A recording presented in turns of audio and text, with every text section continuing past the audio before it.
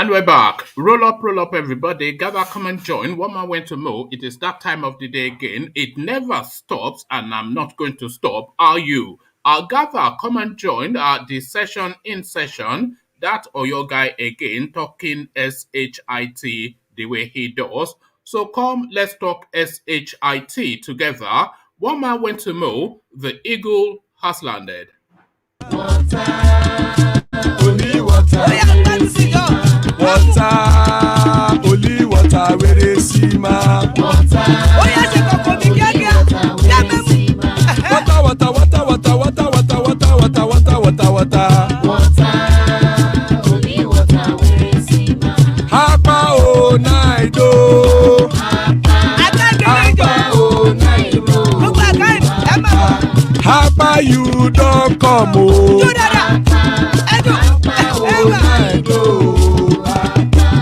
Hapa o naido.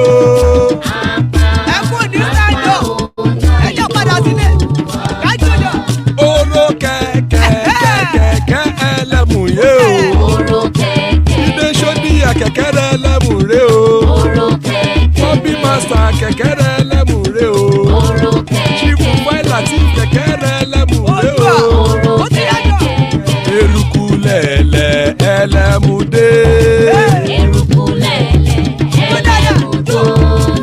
Eruku lẹ̀lẹ̀ ẹgbẹ́ ẹlẹ́mù dòdò jàre o.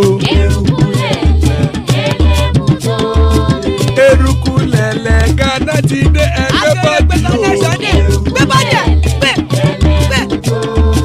Ọmọ ẹlẹ́yẹ ẹyẹ o ó dilé o.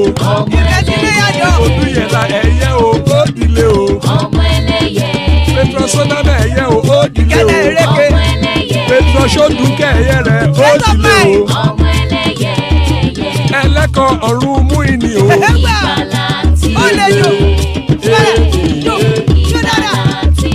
Àkùkọ ọ̀run mẹ́kọ̀.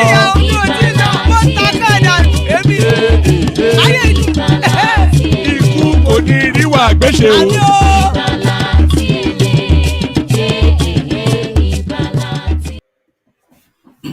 Ikú kò ní rí wa gbéṣe ìgbàlà tí ele hehehe. So Ikú kò ní rí wa gbéṣe, as guys I bring you this. States give federal government conditions for review of grazing reserves. So it looks as though it didn't take that long for the southern states to capitulate. Delta State, of course, leading the charge on that. So Ojo is the word in Yoruba, cowardice is the word in English. However you're choosing to look at it, this is what is playing out. PDP in a mess as two acting chairmen surface. Secondus remove and chaos ensues. So that is the space in PDP. And the man, of course, orchestrating it. Video, what could be making Wike so happy, dancing victoriously. So Wike does a victory dance in celebration of getting rid of Secondus. We go there as well. This is now Sanusi speaking to the space. We cannot afford to keep borrowing to consume. The former central bank governor, former emir of Kano State, Kano Emirate, he alarms at the level of borrowing that Nigeria is embarked upon or has been embarked upon since the beginning of this administration. So now, I'm not sure what the veracity of this is, but I'll bring it to you anyway. Major Datong abducted by bandits at NDA killed. So there's this solo report now stating that this major has been killed. It looks as though this report may well have been debunked, but we still don't know the faith of this guy, but we'll reflect on that as well. So plenty to go through. And the session in session, as I said,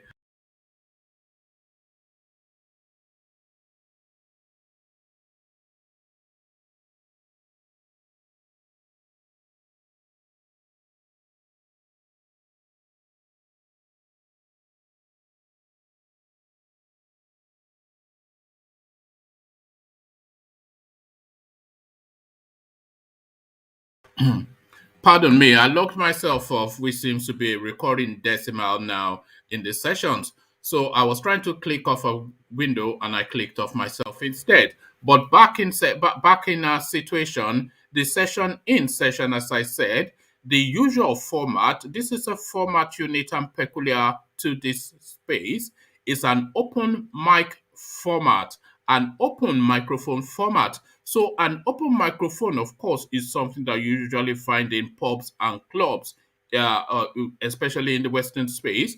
And what usually happens is they place a microphone there, and anybody that feels emboldened enough stands up to that microphone and gives a recitation. So this is the virtual version of it.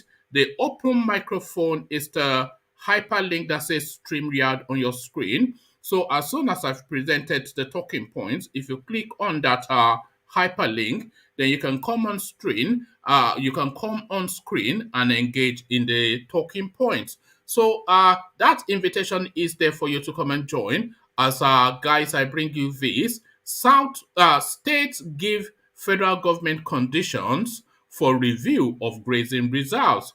Some state governments have said they are willing to cooperate with the federal government on the issue of grazing reserves as long as it doesn't breach existing laws of the country. Correspondents report that President Muhammadu Buhari had recently set up a committee to review the 415 grazing reserves in the country. Delta State Governor Ifeanyi Okowa said the state government had demonstrated the importance of inclusiveness in agriculture development through several programs towards ensuring not only food security but creating several jobs. Speaking through his chief of staff, Honorable Festus Ovie Agas, said that meeting the increasing food demands of a growing population requires innovation in food systems to increase food production, processing security, and other parts of the value chain, as well as addressing other critical areas such as inequality and access to improved agro input. He lamented that Nigeria's growing food insecurity may soon spiral to a tipping point on account of the threat posed by open grazing of cattle, just as he berates our critics on the ban of open grazing of cattle, saying that a lot of money is being spent by the Central Bank of Nigeria to encourage farmers to ensure that the country is food sufficient, but a lot of these efforts are lost because of insecurity. He emphasized the importance of youth engagement and encouraged Deltans to embrace agriculture as an avenue to ensure sustained food security. He said since farmers can't go to farm, their crops are destroyed, they are maimed and raped, and some even killed. We cannot continue like this because if you have a program you are spending billions on, we must secure it and we must ensure the food security of this country, he said.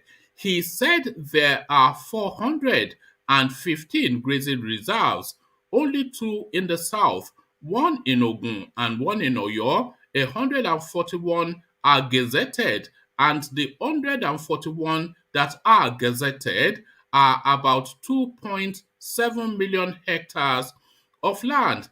Can we truly, at this moment, be promoting open grazing? We need to begin to look into what is best for us. The governor highlighted some of the challenges to include improving food production and promotion of sustainable agriculture using innovative on and on it goes. So essentially, he is ceding that space. It's a long-winded one, so I'm not going to take you back. I'm not going to take you through the fullness of it. But that is the governor of Delta State now presenting an argument for ceding his land to Fulani reserves. So Fulani reserves in Delta State. To the next headline, PDP in a mess as two acting chairmen surface. So, of course, a self-inflicted injury within the People's Democratic Party. Things were going swimmingly well, but then, of course, Nigeria, notorious for sabotaging itself. PDP in a mess as two acting chairmen surface. The crisis in the People's Democratic Party PDP deepened yesterday as two contenders emerged as the acting chairman of the main opposition party a day after a Rivers State High Court suspended its embattled national chairman, Prince Uche Secondus. The two contenders, Yemi Akinwumi, Deputy National Chairman South, and Suleiman Nazif, Deputy National Chairman North, yesterday engaged in hostilities, each claiming to be the rightful occupant of the office of acting chairman.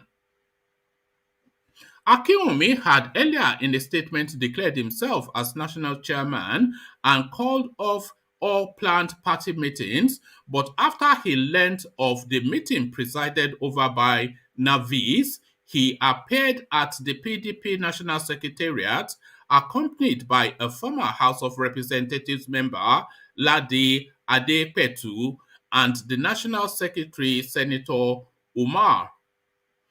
In a scanty statement made available to journalists at the party's national secretariat, Akinwumi anchored his decision on Section 35(3)(b) of the constitution of the party, which he claimed empowers him to summon and preside over party meetings in the absence of the national chairman.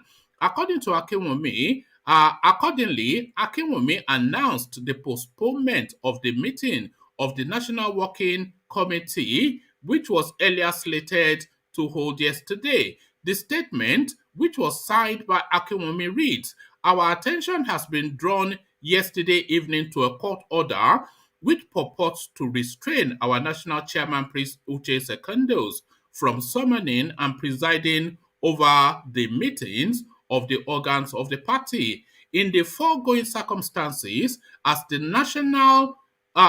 Deputy National Chairman South, after consultations and exercise of aforesaid powers, I hereby deem it fit and proper to postpone the National Working Committee meeting earlier scheduled for today until further notice to allow for broader consultations in the overall interest of our party. Desperate for control of the soul of the party, PDP leaders had for weeks engaged in a fierce political battle, prompting the convening of a peace parley attended by all governors of the party, its board of trustees, as well as other stakeholders. The key decision of that peace meeting was a soft landing for, pardon me, okay, I'll take it from here. The key decision of that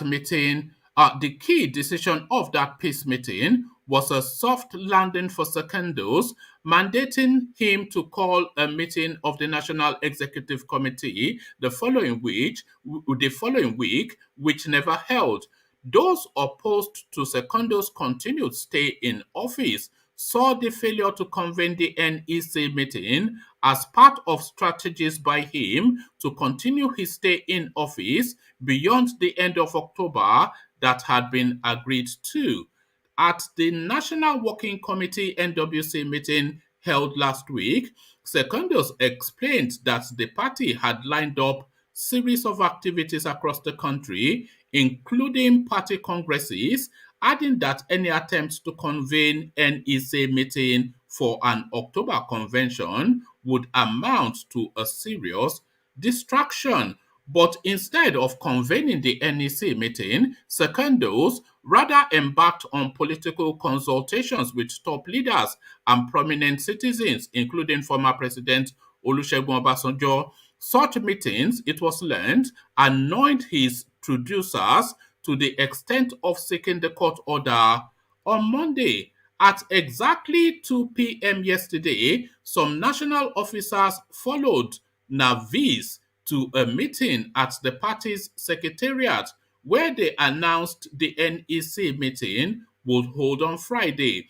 Explaining his role, Navis cited the constitution of the PDP, which stated that in the event of resignation, removal, death, incapacitation or absence of the national chairman, a deputy national chairman from the part of the country where the national chairman originates shall assume office as the national chairman in acting capacity without prejudice to section 47(6) of the party constitution. In the absence of the national chairman and the deputy national chairman from the region of the party where the national chairman originates, the other deputy national chairman shall act as a national chairman without prejudice to section 47(6) of the Constitution. On this note, distinguished NWC members, I hereby take full charge of the PDP as the chairman in an acting capacity, Navis claimed. He explained further, we have waited this morning for the Deputy National Chairman South, who has been incapacitated, who has not been attending NWC meetings in the last 9 months. Like you know, in the absence of the Deputy Chairman South, I take full charge. So I am hereby calling for an emergency meeting of the NEC meeting on August the 27th at 10 a.m. prompt to deliberate on issues affecting the party. On whether there is now a division in the NWC, Navis said, let me make this very clear that this meeting was called for 2 p.m. And like I said, the Deputy National Chairman South has been incapacitated and did not attend any meeting in the last 9 to 10 months. He has not been in communication with any members of the NWC for the last 10 months. And like I said, this party must continue its process. And if I am not available, someone else will take over. If the national chairman is not available, someone will take over. If the deputy national chairman South is not available, the deputy Chairman North will take over, he stressed. The meeting presided over by Navis was attended by the PDP National Secretary, Senator Ibrahim, National Auditor Adamu Mustafa, National Vice Chairman South South Dan Obi, his Southeast counterpart Ali Odefa, National Vice Chairman Southwest Taufik Ara Paja, and National Youth Leader Sunday Okoye. But 3 hours after the departure of Navis, Akinwumi made a grand entry into the Wadata Plaza, the national secretariat of the party, accompanied by the 2019 governorship candidate of the party in Ogun State, Ladi Adebutu. Akinwumi said Providence has bestowed on him the leadership of the party. Whilst declaring that there are no victors, no vanquished, Akinwumi called on party faithful to join hands with him. Whilst declaring that there are no victors, no vanquished, Akinwumi called on party faithfuls to join hands with him in piloting the affairs of the party. I am a man of peace, not a man of crisis. PDP has a good succession order. There is order here. The chairman is followed by the deputy national chairman 1 South, followed by the deputy national chairman 2 North, he said. Referring to the meeting earlier presided over by the deputy national chairman North of the party, Navis, Akinwumi said, everything conducted whilst I was not here is null and void. At the appropriate time, we will call on a meeting of NEC and BOT. But he added that he played no part in the fate that befell Secondus, reminded that Navis had in his absence described him as incapacitated. Akinwumi pointed out that sickness is not a friend of anybody. I was on my way to Wadata Plaza when I had a stroke in my car. I was at the hospital for 3 months. Anybody can be sick, but I am getting back and better. It was not my making to be sick. In the past, I could not stand up, but I stood up singing the national anthem here this afternoon. It is wrong for people to start making reference to my ill health. Anybody can be sick, but I am getting better now, he said. However, the national secretary of the party, Ibrahim, insisted that he attended the Navis-led NWC meeting because Akeumi was not present, and that meeting stands legitimate. He said that in the circumstances faced by the party, the adoption of a doctrine of necessity had become imperative. He added that no faction exists in the NWC, noting that Navis only presided over the meeting of the working committee earlier because Akewumi was not present at the time. The NWC was one under Secondus, and there is no division. We are here to adopt the doctrine of necessity. PDP is a law-abiding party with people of integrity and respect. PDP is the only political party in Nigeria. Yesterday, Monday, we were faced with something very challenging, which we never expected. We have no other option but to accept the order of the court. There are people that took this matter to court. We have given the judgment to our lawyers to study, he stated. So there you are. The infighting has already begun. The implosion of PDP, and of course, orchestrated by no other than Emson Wike. Next headline video: what could be making Wike so happy dancing victoriously? So there's a video accompanying this, which I shall play to you shortly. Rivers State Governor Yemson Wike has been caught on video dancing joyously as if he has just won a big trophy. Wike may have won a big battle. He succeeded in using the court to oust Uche Secondus as the PDP chairman. So this is Wike now. Let's just have a little look at that video of Wike in a celebratory mood, having now gotten this victory over Secondus. So here is. We can hear it up. It's harder. One more time. Say hey, hey, hey, hey.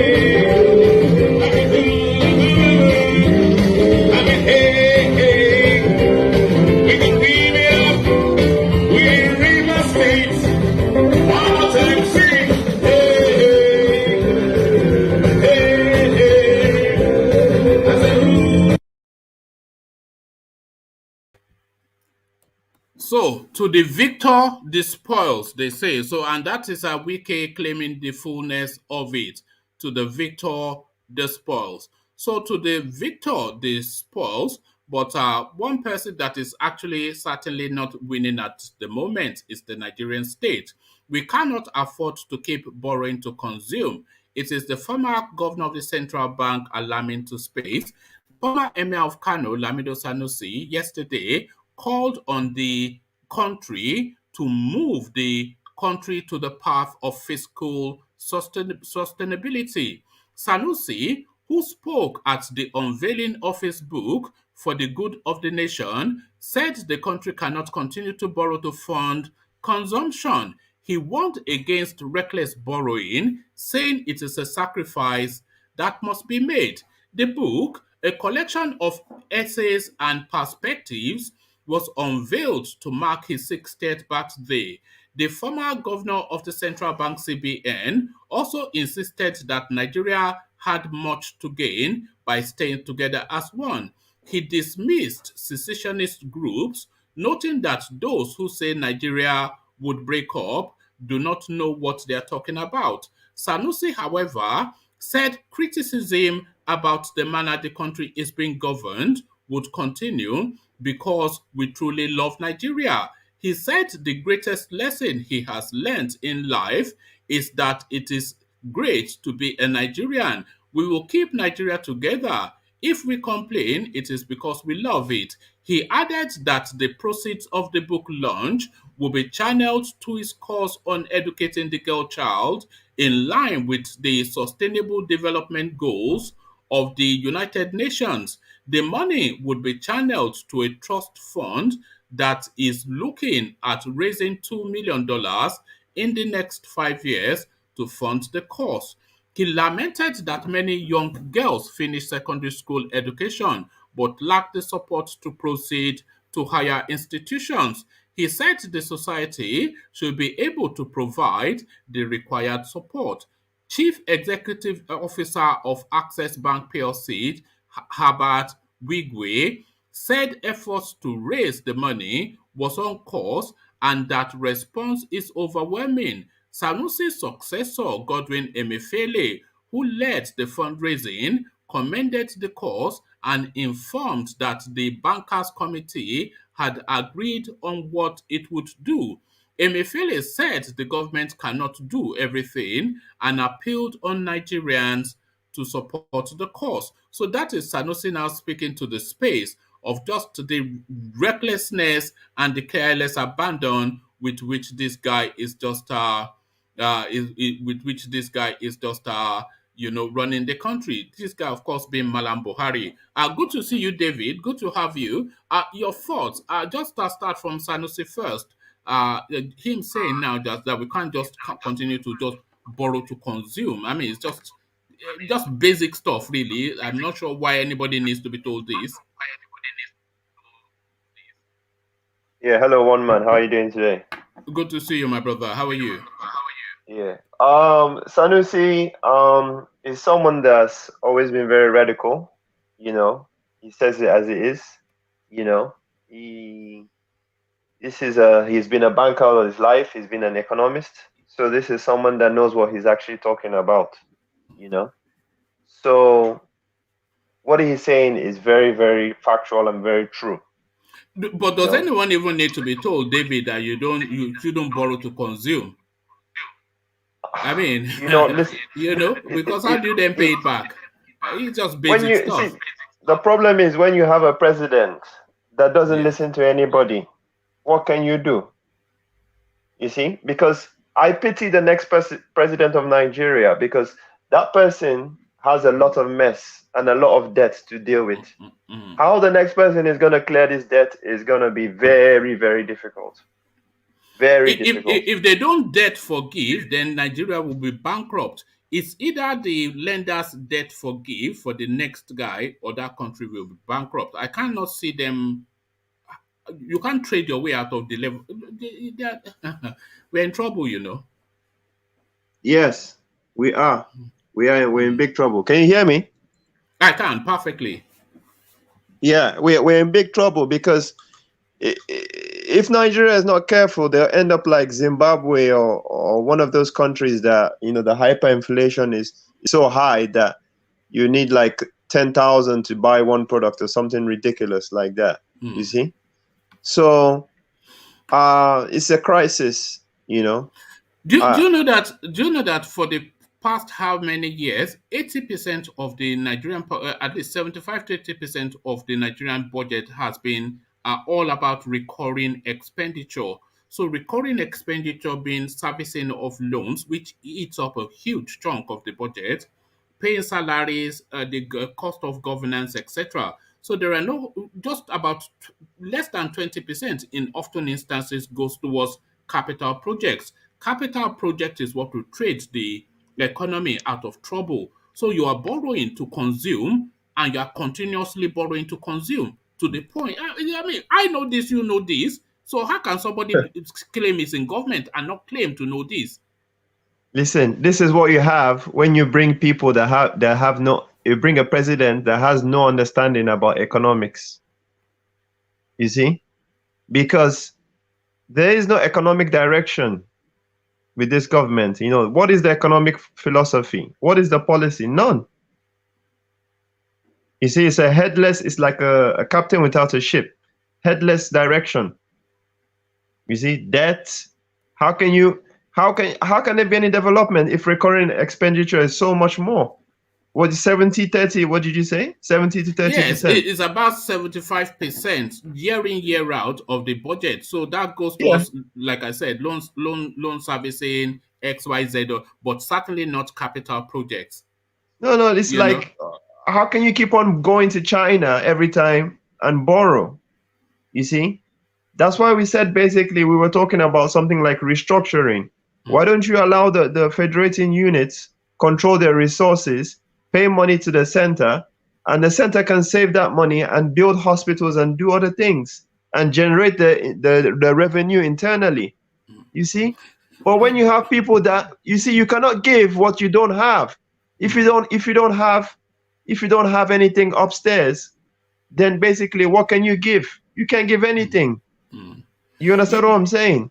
Do you know that the World Bank recently categorized Nigeria as a high risk borrower, and they've bracketed that risk now to about 7 to 10 billion dollars. So what they are saying then is that the country has maximum its credit space, Yeah. and now there's a floating about $7 billion that is a high risk borrowing that does, because it cannot hinge on anything, because the country is at that risk now. So now there was this report now that China is starting to reject borrowings to it's a real mess. It's more than It- one man. It's more than a it- mess. I don't mm, even know what word you can use to quantify it. It's a total disaster. mm. Total disaster. But That's, PDP are not helping matters. They were going swimmingly well under Secondus, and everything was shaping up. Suddenly, Wike decided to have another idea. The ridiculous man doing Palungo dance. Let me play him dancing as you are responding to this. So here is Wike claiming victory over stupidity. Two factions. One is incapacitated. The other one is a chancer, and between them they are already battling, which is Secondus packed to one side and Wike doing Jojo Yakawo. What's going on yeah. there, David? Wike is just power drunk. That's what he Mm, is. He's just power drunk. He is basically an area boy as a governor. That's what he mm, is. You see, this is a man that doesn't obey court orders, doesn't follow due process. It doesn't have no civility. You know, I think they're all the same as far as I'm concerned. APC, PDP, they're all similar. mm. I think like seriously, Nigerians should look for. I don't know how they're going to do it, but they should look for another alternative party if possible. But I don't know how that's going to happen. You see, so I think they tried something like that in 2019. You know, so I don't know. To me, it's all a mess. It's all a mess. And It's all a mess. we are not being alarmist, David. It's not that we don't want to Yeah. speak good or speak good news about Nigeria. It's just that there's no good news coming out of No, Nigeria, there is no and we good have to we news. have to say the truth. One man, there is no good news. If there is good news, we will know. Mm, Everybody will know because basically everyone has access to internet, mm, data, So we will know. And it's not the world, the way the world is now, you can't hide stuff. mm, You mm. can hide stuff. If a hospital has been built, people will see the hospital built. If schools have been fixed, people will see the schools been fixed.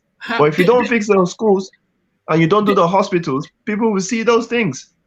David, speculate Nigeria 5 years from now. What do you see? Nigeria I, 5 years don't- from now. What do you see? I can't even imagine it. I see situation. Oh my God. I see a situation whereby people could be robbing people in their cars. Mm, The people are snatching people's cars. I could see like most of the women prostituting mm. just to survive. I could see like people just doing anything to survive, you know. Do you I see could see people civils? I could Do you see see? ladies handbags being snatched down the road, Mm. by area boys. I could see armed robbers, people robbing everything, madness. Do you know one thing that came across that shocked and saddened me the other day? You know, in all these low housing spaces where they live in Face Me, I Face You, people are cooking soup in the kitchen. They go quickly to their room to do something, and they are stealing pots of soup. They are stealing. Yeah. They this is No, no, so it's this not is happening now. So when it's I'm not a saying joke. That's what I'm telling you. they are It's stealing not a pots of joke soup. Yeah. because people are hungry. Hmm. You know what I mean? The price of food, like a bag of rice is how much? How much? I don't even know, 30,000, or some Hmm. people say it's more than that. Yeah. Shall I tell you another one that will shock you? You know, when you go and buy food from Mama Put, etc., people will go and buy one eba, one meat, and ask Mama Put to put plenty of soup. They will then take that soup home and try and extend that Mama Put soup for a couple more days. This is what is That's going on in that's Nigeria. that's what you call poverty in motion, poverty in reality, in living picture. You see? So the first thing, let's just pray for Buhari to get out of there. First of all, let him get out of there. May 30th, 2023, and let's take it from there. But from now till then, I don't see any hope. Do I you don't see see any hope civil until then. do you see civil strife before then, before May 2023? Do you see civil strife? We've had I NSAS, but NSAS was a Tea Party. But do you see actual civil strife before in Buhari reality, leaves? in reality, I don't see that. I don't see it because listen, if in Nigeria the way it is, man, if you go out and protest, man, the police are gonna shoot you dead. The soldiers are gonna shoot you dead. Simple as ABC. So nobody gonna risk their life for protest anymore. That's the truth about it. So, and all the PDP, APC, they're just interested in 2023 now. So it's a business. It's like a business. Nigeria is like a business transaction. That's just what's going on at the moment. So even like when you see campaigns start, the same people criticizing the politicians, they're gonna be the ones chasing them for printing their posters and lobbying, and everyone wants money in their pockets. So that's just the way it is. It's sad, but that's the way it goes. No, I'm agreeing with you. You see all these Yeah. so-called Eastern Security Network that are claiming they are this, that, and the other. They will move their guns to politics and be political thugs for Yeah, but I 2023. even heard one of the Nnamdi Kanu's lawyers, he took a bribe recently. There you go. So, it's all about money. That's the sad thing, you see. So, Okay, yeah. it's all about money, but is it about money? How quickly the governors are surrendering to this grazing thing? With the governor of Delta State even going as far as digging out his own reports and telling us that there are 415 grazing reserves in Nigeria, with 2 being in the south, 1 in Ogun State, 1 in Oyo State, and he is already ceding land, saying that it's an essential need. What are you making of that language of surrender so quickly? Not even. What are you making Yeah. of that language of surrender? He's a coward. He's a 100% coward, you see. I spoke about autumn, and I don't like Wike, Governor Wike, but like at least you can count on him to stand up for something, to believe in something. If Wike says there's not going to be any grazing routes, believe you me, there will be no grazing routes in his state. You see, if Autumn says it, there won't be. So I don't know Okowa, what kind of games Okowa is playing. He really irritates me. With this kind of move. In the report you just said there's no colony in Delta State. So why is he ceding land if there's no colony in the report? Yes, but he is I don't making understand that. he I is don't know. making the argument that it is an employment and an investment opportunity. So it's just a language of surrender anyway.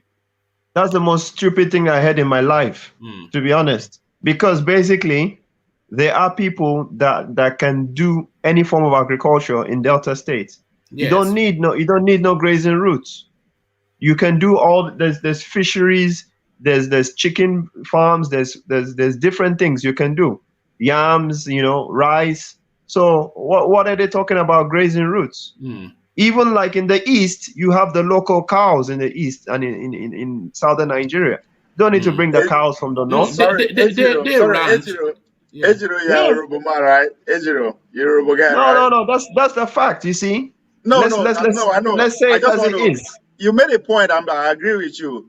You were asking of where's the grazing route. I was wondering why our people did not out of the fishing route when the oil spill they go everywhere in the Niger Delta because they were fishermen then. That's their major Yeah. source of income.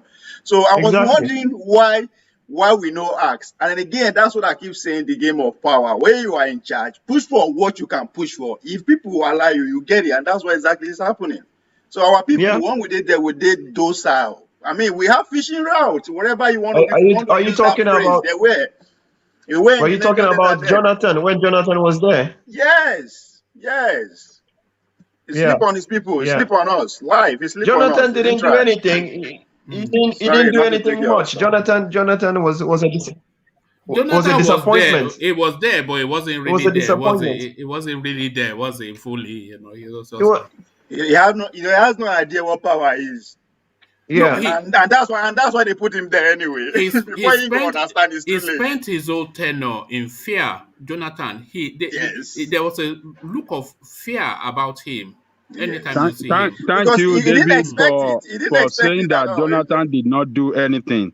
Some Nothing. people Sleep don't Yeah. on want his to. people. Some people don't want to hear that on this platform, but Listen, that is absolute I- truth. I- It I- is a like I said, failure I'm- that's a completely. Robo man that said that's a Robo man right there. I'm I from said, Niger Delta, and I'm telling Yeah. you basically that Jonathan didn't do much. He didn't do sleep much. on us, man. Yeah, I've been So telling them on this platform, but some no. people think that One thing maybe about I hate him or did. gentlemen, one It's a thing you see failure the problem. completely. The He did problem do with nothing for I the wouldn't go people of that that far. South. I wouldn't go that Sorry, far. let me just say this quickly. Yeah, Go on. gentlemen, the problem with Nigeria is people don't like to hear the truth. You see, people need to learn how to speak the truth. Say it as it is. It doesn't matter whether he's your tribe man, whether he's come from your state. David, Yeah. just to let you know, I am a Jonathan fan, and I rate him No, highly. I'm a Jonathan fan too. I'm a Jonathan fan too, but let's Yes. be realistic. This man didn't do enough. He had the opportunity to do more. You see? He didn't even do nothing in his own South. What did he do in didn't do his for South? anybody. He didn't do for the Nothing. country. He didn't do for his You know, outside. He didn't do for his village. He didn't do for failed anybody. He did completely. it for himself. No, Ovie, you cannot say that.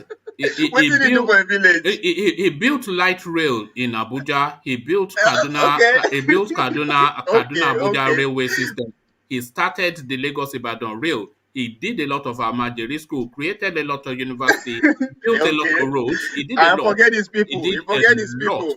He forget his people. No, because he was being Nigerian. It And is only my Buhari people, that is and being his people- ethnic now that has And highlighted. and his people is the engine room of the country. Actually, That's the hold on. ironic. That's the ironic Let me part tell of the whole thing. you. No, let me He did- make that point he clear. did not forget They his own the people. country. He surrounded himself with corrupt people. He have his people around him, but they are corrupt. And You he have the didn't point. You have the point. he didn't even check them when they You were have the corrupt, point. when they are looting all the money. That was what Fact. happened. He Oh, had his people fact. around him, but they are all corrupt, and he didn't check them. They didn't do nothing. You're That right. was the Gentlemen, problem. gentlemen, can I say all this? right. Sorry, Thank you, quickly. Dale Koko. Let's go back to David and let Yeah. him land his thought on. Yes, you were speaking about the grazing. Let's be routes and, honest, yeah. yeah. The reason why basically we keep getting these problems is because, like we said before, you need to build strong institutions. You see, whereby even if a dictator comes in, basically they cannot change the law because the institutions are already strong. You see, EFCC, it's like, okay, in the will you take UK, EFCC as an example? for example, in the UK, Boris Johnson can't come out of nowhere and just try and implement a law against the constitution or against the due process. It can't happen. You see, so that's why we keep getting these kind of leaders, I think the Supreme Court, wishy-washy, Mickey Mouse the judge leaders. against Boris Johnson recently, the British courts, and he just had to abide by it. Yeah. Exactly. So it's the system, gentlemen. It's the system that is rotten, that is horrible. You see, because the system, APC, PDP, ABGA, whatever party, he still have to abide by that same rotten system. You see, so how can things work? How can we have a a democracy that evolves? 10 years we'll still be talking about these same things. 10 years from now, yeah. It So that's alarms. the truth about it. Yeah, David, it alarms and saddens me that we're having this conversation in 2021. Because if you think back 10 years, Nigeria was evolving at such a rapid rate that you'd never even You had see, any thought. We thought we were coming into the international space to be a solid country that stood for something. This was the trajectory of that country. And then suddenly, rapidly, it's just collapsed. The educated ones among Oh, us fell for the propaganda. hold on, Ovie. Let David address that. Yeah.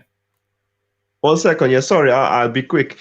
Yeah. Like when Sanusi was talking, yeah. I'm not saying Sanusi is a perfect man, yeah. He's got his own flaws, his own faults too. But he says some factual truths. He said basically that poverty in the north is 80%. The poverty in the south is like 30%. He talked about the debt crisis. He talked about the school children, street kids, 14 million kids in the streets. He talked about the poverty index. He talked about so many things, you see? And people have been talking about those things for 15, 20 years. But the problem is in Nigeria, the politicians, the people don't address, those people in power don't address those issues. That's why it keeps on getting worse and worse. I remember when petrol was like 3 naira 50 kobo per liter in the 90s. But how much is a liter of petrol now? How much was the exchange dollar to a naira 15, 20 years ago? You see? So it's there. The truth is the truth. If we don't address the problems, well, what do you they're think the grow. problem is? What do you think the problem we have is? It cannot just be corruption. What do you think the actual real problem is? The major problem is problem is the constitution. The constitution is faulty. The system we're operating with the large amount of population, it doesn't get down to the people. The governance does not get down to the people. So they need to devolve the power from the central to the regions. Simple as ABC. Amend the constitution. Do you think we have to walk away from this continuous thing of blaming the British, that the British artificially created this country, etc., etc.? The British artificially created half of the countries of the world, and a lot of them have found a way to evolve as nations, including the United States of America, Canada, etc., Ghana. So the British created half of the countries we have. So what is so unique and peculiar about Nigeria that we keep saying the British, the British? Should we move away from that language now and just deal with things? You have to solve your problems yourself. That's the truth about it. People always look for excuses to blame other people. But if your problems are in your country, you have to solve the problems yourself. For example, is it the Ghana people or the Senegalese people or South African people that are going to come to Nigeria and solve Nigerian problems? No. You see? So Nigerians need to solve Nigerian problems themselves. That's the truth about it.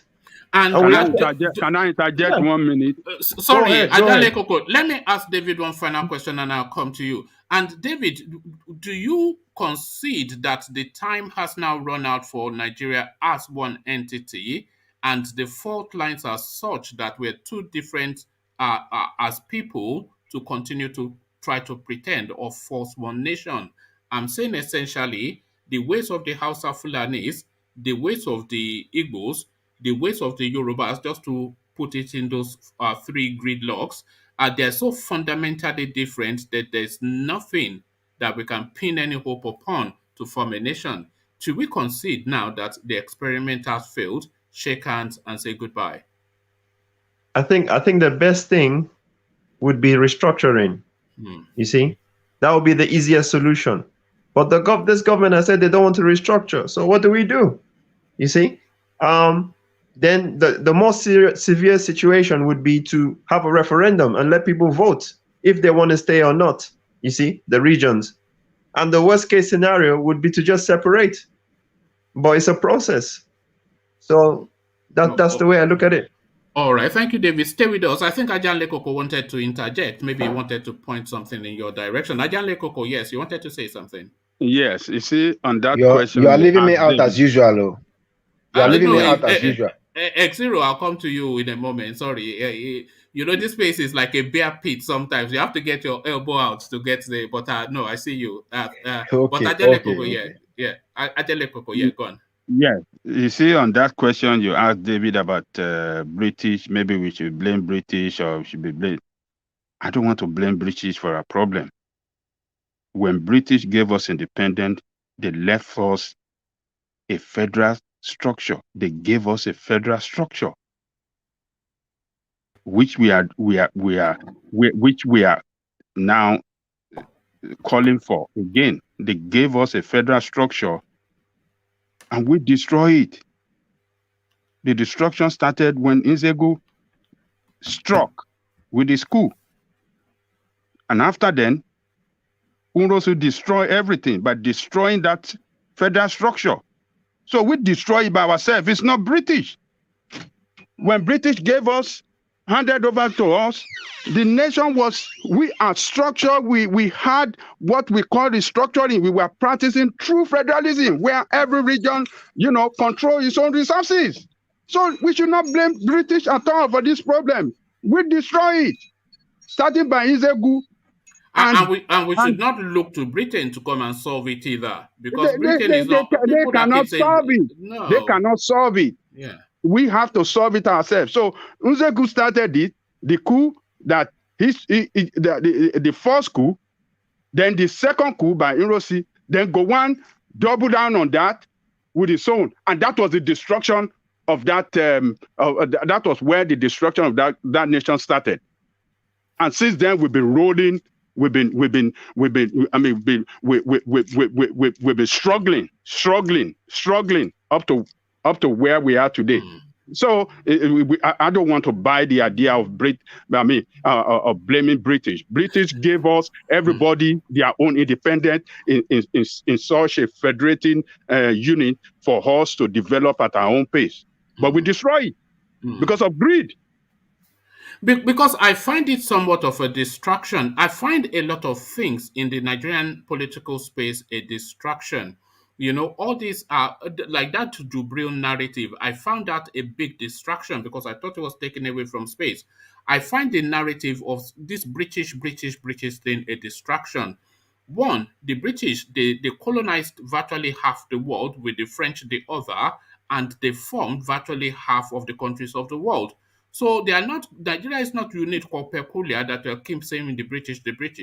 So whatever and however, you've been long enough a nation to do something, and they are not coming to your rescue. So just abandon that the British, because all that time we spent chanting the British, we are not looking for real solutions to our problems. So really, we have to find it within ourselves, because nobody is coming to rescue. Until that country is at war, nobody is going to come in and say anything, because you'll say you're a sovereign nation and you say you are big boys now, so go solve your own problems. So like you, I don't buy into that the British. But thank you, Ajanle Koko. Let me go to X0. X0, are you there?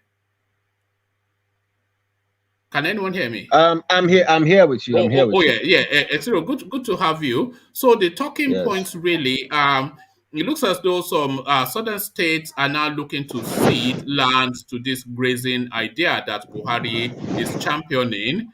PDP splits into two, fighting for the chairmanship even in an acting capacity, as Uyemsen Wike does his victory dance. So to that, and then we'll progress from there. Good to see you again. Yes, thank you very much. I really thank you for this platform. This platform has been generating a lot of discussion. I don't know. Sometimes I come in and I see people arguing a lot. It's good for the platform. It makes the platform relevant. Yeah, to your questions, PDP has been a corrupt pool, so it stands no chance being a legitimate or a strong opposition. It has not done well as an opposition. It will not do well as an opposition. And APC got their game going, They already knew that PDP will not be able to stand it. Look at the little hit they gave to them, and they already have two two acting what's it called, chairman. Chairmen, So yes. yes, so it's a corrupt putsch. PDP started all this corruption that APC continued. APC decided to put more fire into the corruption, and PDP got scared of the kind of corruption that APC is undertaking at the moment. But at the same time, PDP is in no way the kind of party we need, not even the APC. Yes. Back to the comment of So if you are condemning both, then what is the way out? yes, of course, we all know what's the way out. We know what's the way out. Nigeria Right. is an ethnic country where the parties have to align to their ethnic groups. What we have seen recently just shows us that we have not departed from our ethnic bias, our ethnic origins, where we always vote according to the ethnic lines. So an ethnic party from the east and an ethnic party from the west can merge and form maybe a mega party. But as it is now, we have gone back to the ground level. It is the APC versus nobody at the moment, because you can't call these other parties strong opponents. You can't call them strong opponents. So, and I so quite agree with essentially, you. whoever becomes the APC flag bearer is going to be the next president. Of course, Whoever because gets the APC ticket. We have a double problem at the moment. We don't just have party politics now. We have an INEC that is being held at gunpoint to call results. So there's not an election. No election is taking place. That's where we are at the moment. We are the place where we cannot protest. We cannot vote, because if you vote, your votes don't count. And even when they say they want to count votes, do you see the number of voter registration taking place in the south as compared to the north and the far north? It's just outrageous. They're giving cards to minors in millions, and even unknown people we don't know in the north. And then you're comparing those votes, and those are the names they're going to use to call results. So I don't think we are anywhere near a decent election in 2023. We are not anywhere near a decent election. Talking to the point of the British being held responsible for Nigeria's problem, I think you nailed it. You nailed it. The British colonized almost half of the world. So I think we should by now have gone past blaming the British. The other brother there, I don't know his name, he also named it, where the likes of Nzogu, yes, Nzogu, he just pointed it out. Nzogu came in with the coup. Ironsi continued with the unity government, and then the North decided to use their what would I say, their position to cement it. Exero, would you say essentially that it was the military that actually destroyed that country, the military? Yeah, I would say it's the reticence of the people, because there's something we don't quite point out as Nigerians, and it's very painful, very hurtful, and it's hurting us and it's killing us. You say we don't differentiate from what is legal from what is illegal. We should differentiate the civilians. We should be fighting on the side of the civilians, as against the military. We don't want military incursion, and we don't want any military rule, so we'll go back to basics. But it appears what we did was to accept the military rule, and then accept all the laws they gave, and continue that as a constitution. That is our own fault as a people. We were lazy to approach the facts. I don't know if we were scared or something, but in this day and time, it wouldn't be possible to continue from where a military dictator stopped. We're going back to the drawing board and saying, okay, this is where the military came in, and then this is what we are going to take out, and then we continue from where we stop. Democracy is what obtains. But we accepted. Where do you think we should go back to start to recalibrate this country? Where should we go back to? Where should be our starting point in the recalibration? If we cannot redraw the constitution, we go back to where the military started invading our politics. We go back to the time of the first coup. Yes, and mind you, because anything after that, anything from that everything coup after is that was an illegal. illegal. Yeah, Yes. it's illegal. But because I don't know if our fathers were so scared. Yeah, of course, because in those times, the military take over and they kill people, and then it has been one brute force after the other, one brute force after the other.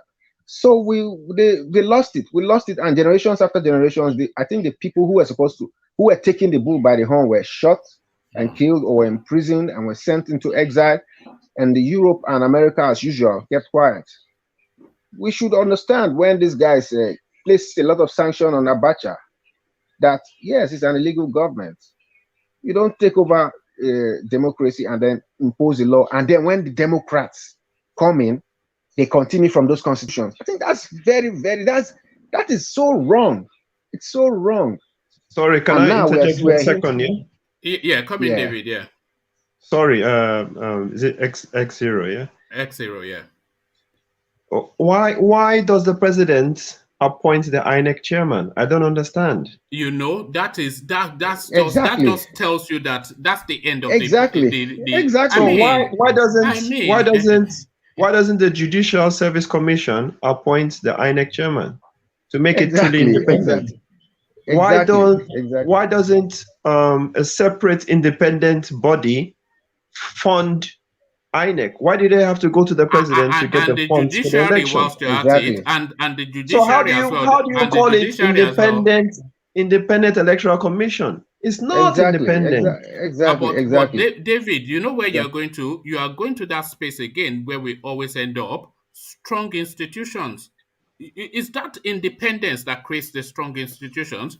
If you have an INEC like you are describing that stands alone, independent of any influence, they will start to have elections in Nigeria. Same for the judiciary and every other institutional space. If you had institutions that stands alone, independent of influence, then we start to build a country. But if the president appoints, imagine the president appointing the INEC chairman. Imagine. Yeah, so that is a fault of the 99 Constitution. That's why I said the 1999 Constitution is faulty. You see? We don't even have to say the 1999 Constitution is faulty. We have to just scrap all the military era, go back to the real Constitution that we started and develop from there. That's the truth. If you are saying 1999 Constitution is faulty, it means that we want to repair the 1999 Constitution. We don't want anything that came through the military. Period. Yeah. Period. So we have to go back to the first school. I agree because that will then take us back to regionalism, though. We did not, because regionalism is better. Yeah, it's better. Yes. It's better than what we have at the moment now, because what we have at the moment is a mess. It's a mess. Yeah. Who says regionalism is not good? Most of us are not in our country. I agree, because that was the only time that we experienced any development in that country, when we were under a regional system. Yeah. And the but people just try to pick. Yeah. You had the we shouldn't pick pieces and then discuss it. No. The cocoa. Yeah. So everything the military did was wrong because it was illegal. Don't take over the governance. You are supposed to be in the barracks. Your own duty is to listen, to take instructions from the president or the head of the country. You don't take over the rulership of the country and then you impose laws, and those dictates continue as constitution, and the people acted like lazy people. We're supposed to be fighting and dying until these people stop killing us. That's the truth. The black man is hinging on the Nigerian to wake up. That's the truth.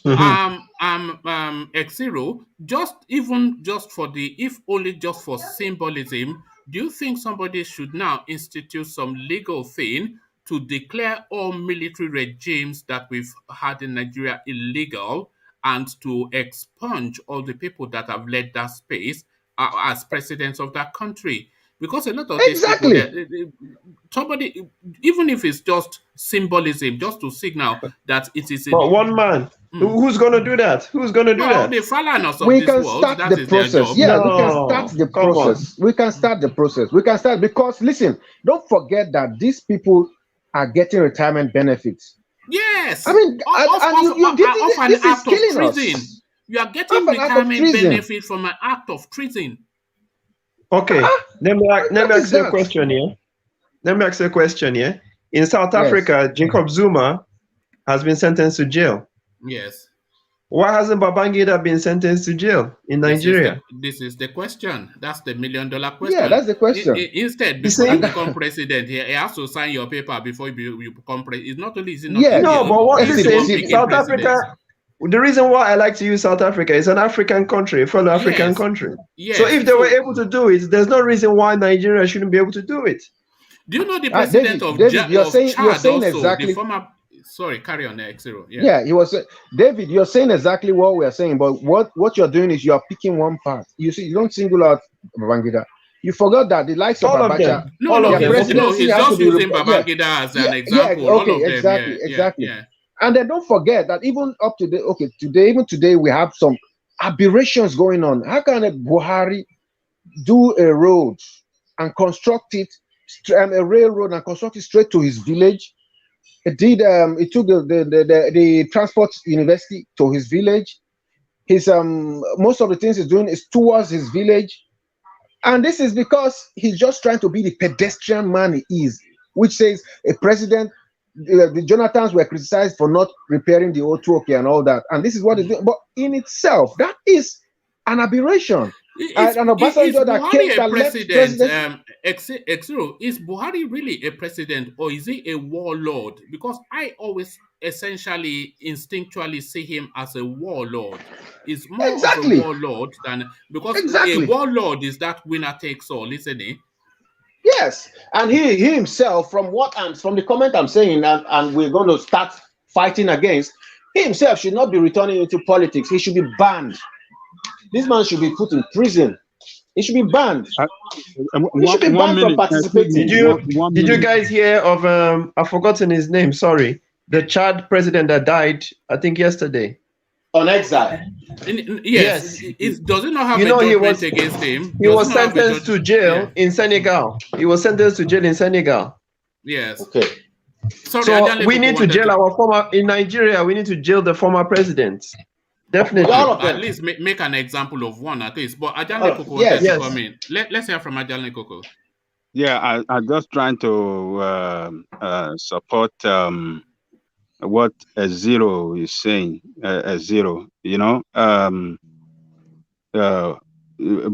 Buhari is known for doing things in an illegal way. You know that recently he paid the governor of his state like 7 billion naira for ranching from federating account, which is not supposed to do. Now Falana has taken up that case to court that he has to give all state of the federation the same amount, that he have no constitutional right to pay to one particular state just because of his state. You see, that is just the Buhari. That is what he represents, a legal way of doing things. No respect for law, no respect for constitution. So I'm just backing up what Zero is saying, All right, thank you, Ajanle Koko. So X0, to what Ajanle Koko is saying, that money space now, this is the same alarm, at least along those lines, that we're hearing from the former Central Bank of Nigeria Governor Sanusi, who is saying that you cannot borrow to consume now as a country. You can't. Does he even need to tell you that before you know it? What are you making of that, Sanusi? Of course, it's right. But Sanusi himself, under his tenure, a lot of money were given to these people, was taken out of the coffers of the central bank. So he himself is tainted. There's a lot going on in this country that I cannot just say. One, if you say the legal, the lawyers association, I've forgotten their name, their association name. If they want to take up this case and say, okay, we want to take the government to court, there are several aberrations. You see them dividing into two parts: those pro-Buhari and those anti-Buhari. And that's what's happening in every sector. This man has succeeded in picking his people, pushing his people into different sectors, that if you come out and say, okay, we as this organization, we are taking this president to court, you will see the organization divided into two parts. There's a whole lot that we cannot start to, mention. The truth is that this man is an aberration. He should be banned from politics. He's just the typical reincarnation of Ahmadu Bello. He's just here to do his own ethnic. He's a hero to his people. He's a hero to his people. What do you think the end game of all of these things is? Because it cannot just be Fulanization. Fulanization to what end? When you turn the country I will tell you something. Like I will tell you something. Into a basket. I will tell you something, one man. I will tell you something, one man. I will tell you something, one man. Just take a look at Afghanistan. The end game. Now the Taliban have won, right? They've taken over, right? Now, but you see, they don't know what to do with it. They are now killing people. They are now flogging people for wearing dresses. Is that what you see? You not see? Now they say, I'm just saying, I'm not. No, I take that point and I agree with that point as well. But you see, the real concern is that the rest of the world, you know that Richard Branson and the rest of them, Elon Musk, they are now arranging holidays to space. So the rest of the world moves on, irrespective of whatever you do in your own little enclave. So look at how you are regressing backwards. The Nigeria following the trajectory of Afghanistan, as you said, but look at how the rest of the world is marching forward, including your immediate neighbors. So I'm envisaging a situation where Nigeria will stand almost like a little island of repression and backwardness, as all of the countries dotted around it, especially the ones to the south, Cameroon, Benin Republic, Togo, etc., as they continue to evolve and progress. Would they then start to weigh into those countries and try and they're not even going with all these things? The plan is simple. It costs money for Europe to come into Africa and try to save what the remnants of their democracies. They are moving out. They are saving their monies because at the end of the day, they've devised other methods of getting what they want from Africa. Whether you like it or not, the oil will flow to Europe. The oil that you have in Niger Delta will flow to Europe. They will benefit from it.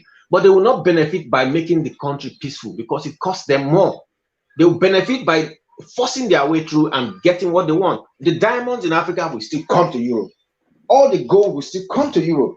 But you will kill yourself because you don't want to reason.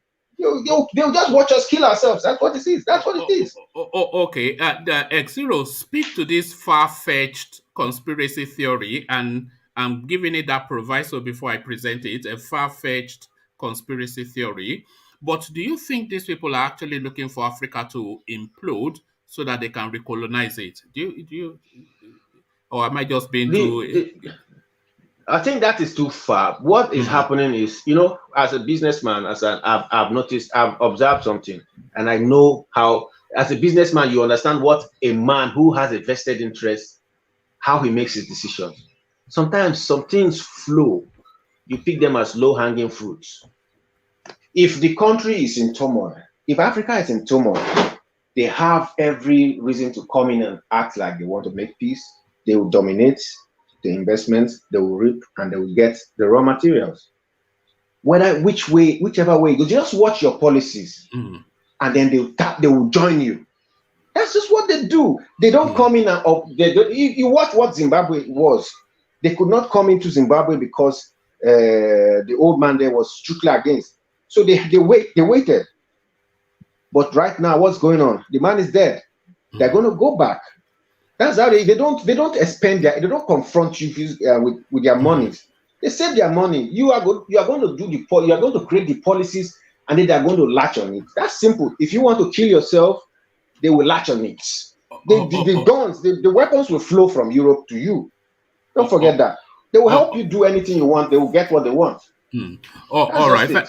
Thank you, X0. And I sort of agree. There's the theory, which is not so far-fetched as the one I just presented, that they deliberately keep that African space in perpetual conflict and poverty in order to continuously exploit almost for free the resources. Because, of course, that is what keeps them in their lifestyle. If Africa was developed, then they have to pay the going rates for all of these things that they're taking for free. And that will affect their own. So they have to keep it that way. But let me take you from that space to Wike's dance of shame, Jijo Yakawo, and then the factional fighting in the PDP. So quick comments on that, and then I'll go on to Ajan Lekoko. Oh, please! I'd rather leave this man's issue because it's a waste of my energy. It's a waste. Look at it's a waste him of now. my He's energy. dancing for you now. Look at that. Look at that. This was yesterday. Look at, oh my goodness me. I'm sorry. Let's pass it. Let's pass. Let me pass. I plead to pass, please. I don't want to discuss this, man. I'm just tired of it. I understand your pain. You know, sometimes you almost want to headbutt the computer. I'm telling you. If I could strangle him, I will. You know. Thank you, Exero. Stay with us just as long as you can as we go on to Ajan Lekoko. Right. So Ajan Lekoko, then the ridiculousness of the PDP that are self-inflicts as the goal opens for them to score just a free easy goal. So this is PDP, of course, just the disgrace of it. Let me give you the rendition that seems to irritate. So what are you making of the goings on, Ajan Lekoko, PDP, and the usual nonsense? Yeah, but this video might be old video, might not be just a recent video. No, this actually came out. I'm not quite sure if it's an old one or not, but this came out today under that banner that it was doing a victory dance. So I'm assuming that this was captured. Yeah. So what kind of piano is he? Is he actually playing piano? What kind of no? It's going along to like. Dancing palongo. Yeah. So they are playing music for him and he's dancing palongo. I hear the guy is partial to liquor. He's a brandy whiskey man. So, you know, Omutiamugo, you know, is obvious tribesman. He's obvious tribesman. Ogogoro master. Ogogoro talking. You know. You know. One of your people. Ovie will not speak to that now. I'm giving you the side. That's one of our chief priests. It's very high placed. But really though, the goings on in PDP, Ajan Lekoko. So they got rid of Secondus, which is already a story by itself. Now, the person that is supposed to take over from him is the deputy. They have two deputy chairmen, one from the north, one from the south. So the person meant to take over in an acting capacity, at least to hold the space, is the person nearest geographically to him. So that would be the deputy from the south.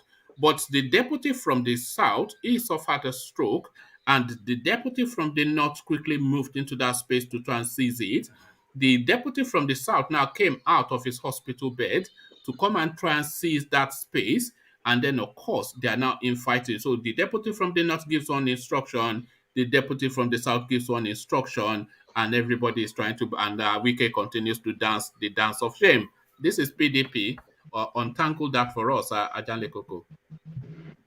Well, Wike is the cause of that problem, just because of his own personal political ambition. He wants to contest for the position of president, and I think that if Secondus remain there, they won't have the strong ground, you know, to promote his ambition. You know that under normal circumstances, if a president comes from one side of the country, the chairman of the party have to come from the other side of the country. That is the way it works. And that is why when Buhari was contesting, you see, what's the name of that short man from Edo State? Oshiomhole. Oshiomhole. Yeah, The Gidi one of Anambra State, you know. Hey, respect my uncle. Okay, respect my uncle. Respect my uncle. Respect my uncle. The husband of the prettiest girl from Cape Verde. Have you seen his wife? Respect my uncle. Okay. The wife is one of the most beautiful lady in the world, though. Yes. You see that Chigidi married one of the most beautiful. It's highly played. But I asked this question. He's a very tall man in the community. But no, he's respected him. The lady is taller than him. Just to digress a bit, when you look at the governor of Edo State, Obaseki, and you look at the Oshiomhole, why do men from that section they look like that? Why are they not handsome like you and I? Huh? My mama we fight you for that statement. We fight you for that statement. Now money counts. Look at that. But I digress. Okay, we fight you for that statement. Sapele water. It's too much sapele water. The guy who is doing the scratching? Where is something scratching from? I'm trying to find it. I think it's X0 causing trouble here. Let me. Yes. Okay. Sorry, that was X0. I think maybe it may be doing DIY. So maybe it's doing some DIY. Yeah. Yeah. So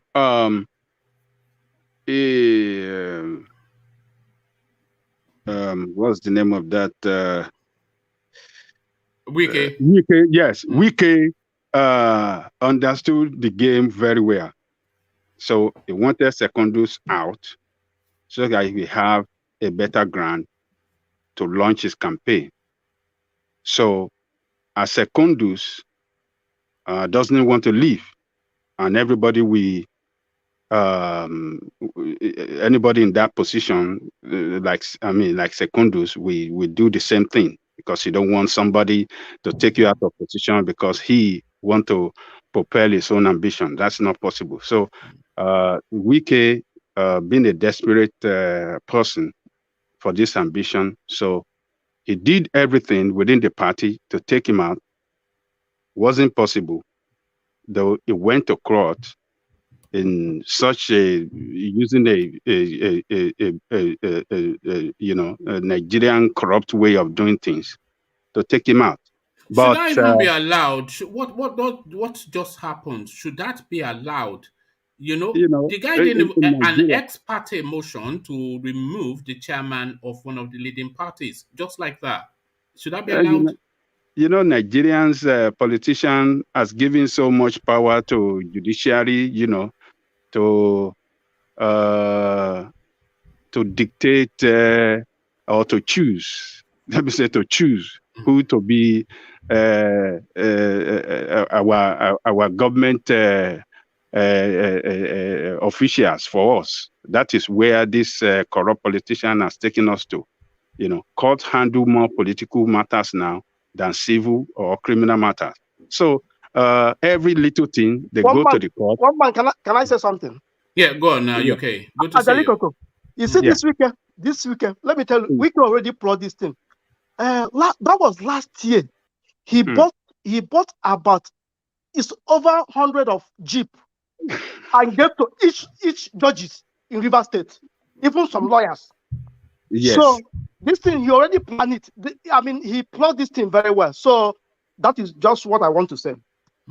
Oh yes. So he is just even that. Should they be allowed to collect gifts like that from the government? Should there not be that arm's length distance between them, the judiciary and the government? Because of course, a lot of the things they will sit upon will be government related. Should the judge be collecting gifts from a governor? You know that it's recently that the judiciary are trying to detach themselves from them, trying to fight for their own freedom. Judiciary has always been under the control of the governors. Their budget is under the control of the governor. They don't have their own budget by themselves. The governors control everything. So it's just recently that they went on strike and said that, okay, we want to control our budget because everything we need for the judiciary to function well is not there for them because they don't have the control of their budget. Is the governor, is anything that the governor give that they get, and which is contrary to the Constitution. The Constitution have all of them, judiciary, legislature, executive, are separate organ of government. They should be supposed to operate and function separately, and their budget should be separate from each other. No one should interfere with the budget of the other. But governors are the one controlling the budget of the judiciary. So that is why judiciary don't have a choice. So what the governor will do is like, oh, we are trying to improve the standard of living or the condition of the duty of our judiciary. So we give them new vehicle, stuff like that. And so they don't have no choice. They have to take it because it's government money. So they cannot reject it. So it's a way of bribing them in one kind of way. And, they just do it like that. So what can we do? We cannot blame them. So, but judiciary has taken them, said they went to court, they went on strike for several for several weeks.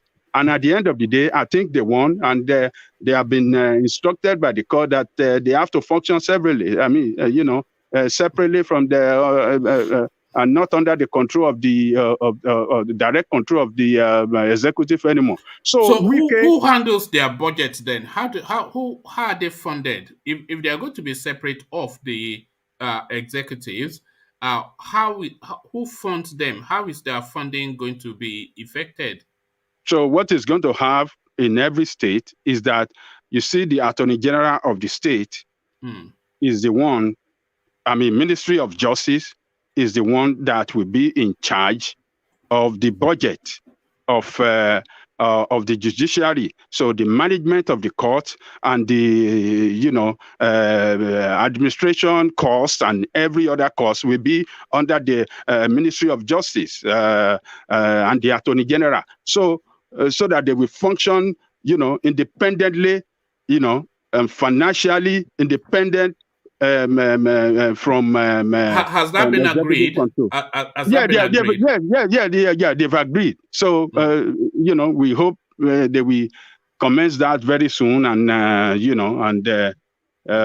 things will start working well for judiciary, and that will stop the influence by the governments, by the governors on the judiciary. This corrupt way of influencing judiciary on everything, that will form a blockage. There'll be some kind of independent. They cannot really influence them the way they used to at a free will before. So Wike is a desperate politician, but I don't think he's going to succeed on this because the other powers in the party are behind Secondus. Saraki is behind him. Abubakar Atiku is behind him. Even his friend that Tambua, that is supported in 2019 for presidential race in PDP, is behind Secondus. Because that one, Tambua too, that one want to pursue the presidential race too. He want to get into the race. And if Secondus is there, he will have a better ground to launch campaign from the north as well, because Secondus is from the south. So you see, it's a cat and mouse game. They are playing against each other. So, but Wike being the major donor, financier of the party, the major financier of the party, is trying to show his strength that, look, if I sponsor this party, with so much, I should be able to have my way. You understand what I'm saying? But I think it will be resisted, and they will go to appeal court. We don't know what is going to happen at appeal court, but I don't think that Wike will have a place. But Wike is trying to stop Secondus. He knows that if Secondus remains there, Secondus will be the one to appoint those electoral panel for the Congress they are having in October. Because the National Congress is coming up in October, and that National Congress is going to elect the. October is in 4 months. Is 4 months? 4 weeks away. October is 4 weeks away. We are in August now. September, Yes. yeah, October, yeah. So the panel are going to be in charge of conducting elections for the national position. The point I'm making by that is that by the time I think we had this conversation yesterday, so by the time Secondus extricates himself from this stranglehold by the time he untangles himself from the legalese, the conventions would have already come and gone, which is the whole purpose of removing him. Oh, well, they're going to give it a speed trial. It's not going, when it comes to issue like this, because of the time frame, the court understands. So they will, give it a speed trial so that they can have everything,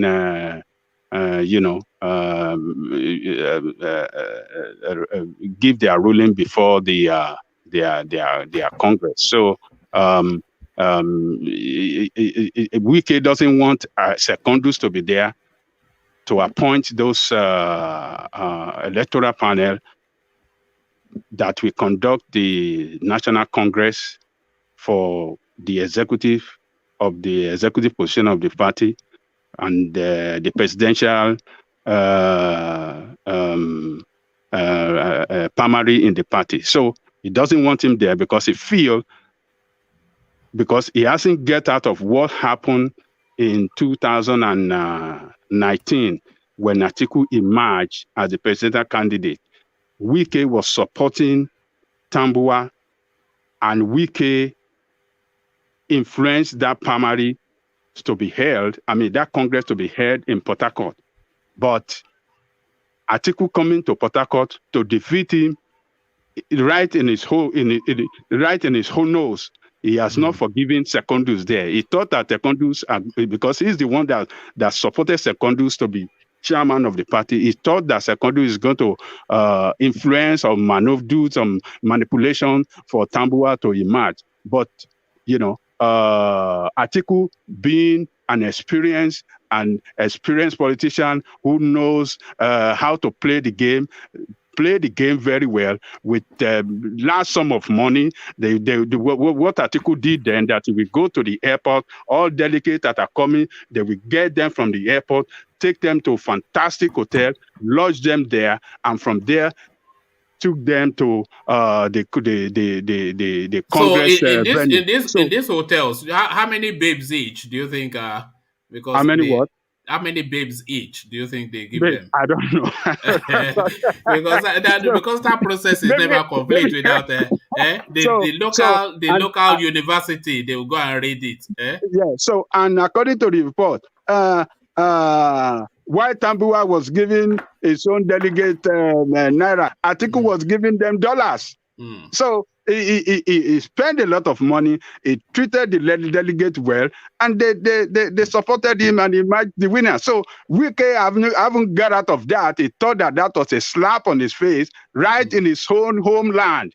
In his own homeland, was defeated. So that is why he is coming out this time that, Secondus, I'm going to teach him a lesson. And he has really taught him a lesson a little bit now, but let's see how everything's going to end. It's a matter of time. Let's watch. All right, thank you. For reasons of time, let me move you on to the next talking point, which is Sanusi alarming to the space of borrowing to consume.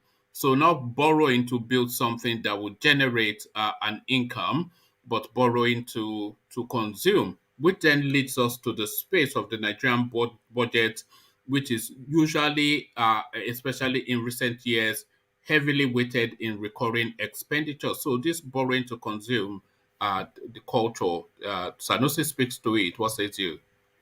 Yes, Sanusi is speaking the truth of power. Nigerian economy is moving towards disaster. What we see about the economy and the way the economy is being handled by the current administration, the future is not bright for that nation economy.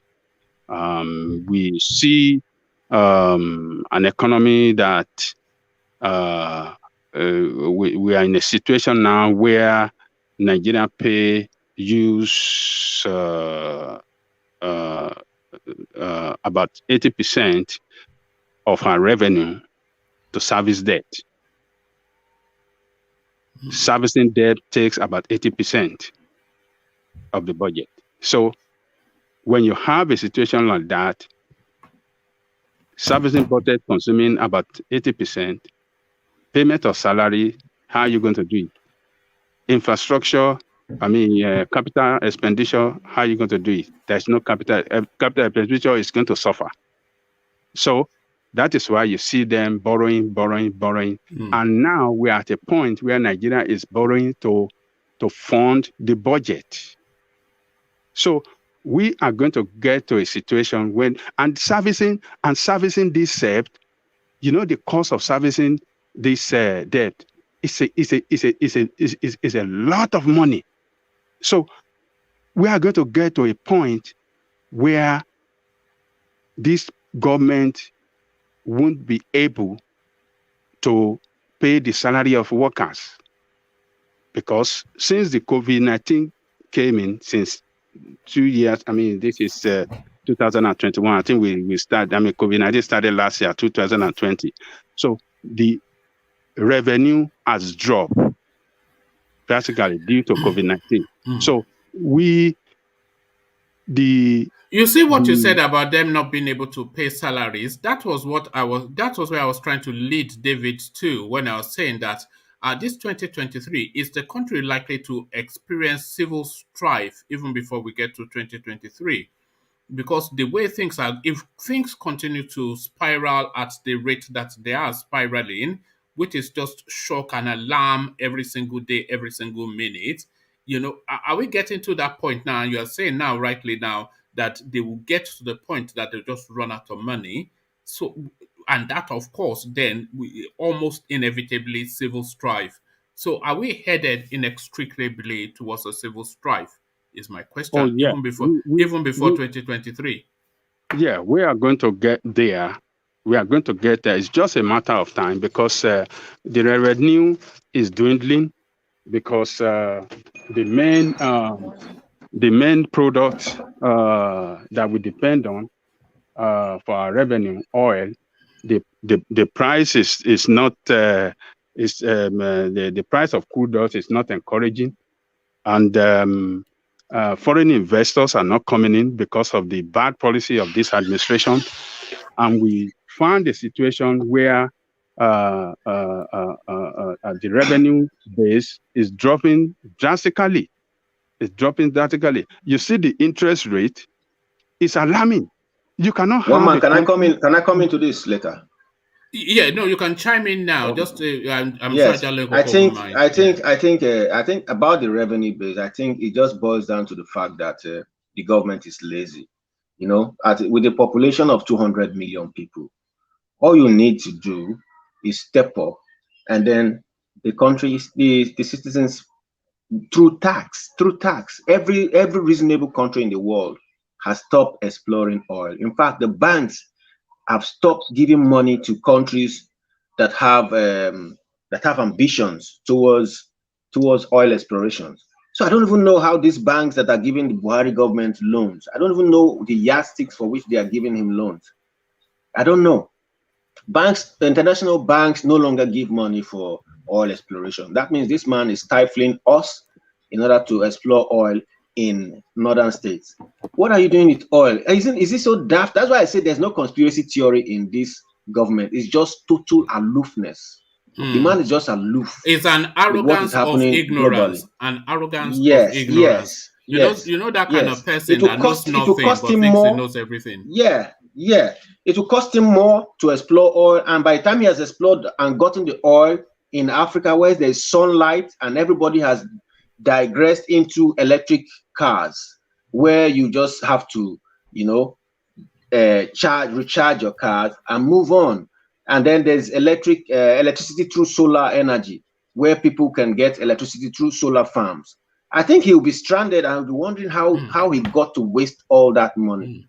You know, I don't think we need oil for I'm wealth. just trying to get a new car now. Just now, I still just went to the showroom, and I was way in the thing between getting petrol, diesel, or hybrid. So the hybrid, the hybrid is X amount of thousands more than petrol or diesel. But then I was then doing the calculations. If I get that hybrid, I almost eliminate totally buying petrol. So that's the savings. And then the tax, the road tax on it is they give you a period where you don't have to pay tax at all. The insurance, nothing. So like you rightly said, because I am doing that calculation even in my own little space here, as to moving away from petrol to petrol entirely. Yes, and this is and all of the incentives to do that. I'm just realizing them now because it's immediate to me. So this is the thing. Exactly. So that especially when you don't have to pay cash. You don't have to pay cash. You know? It's seriously seriously is a waste of energy and time and money. You know, you can't put money into nothing.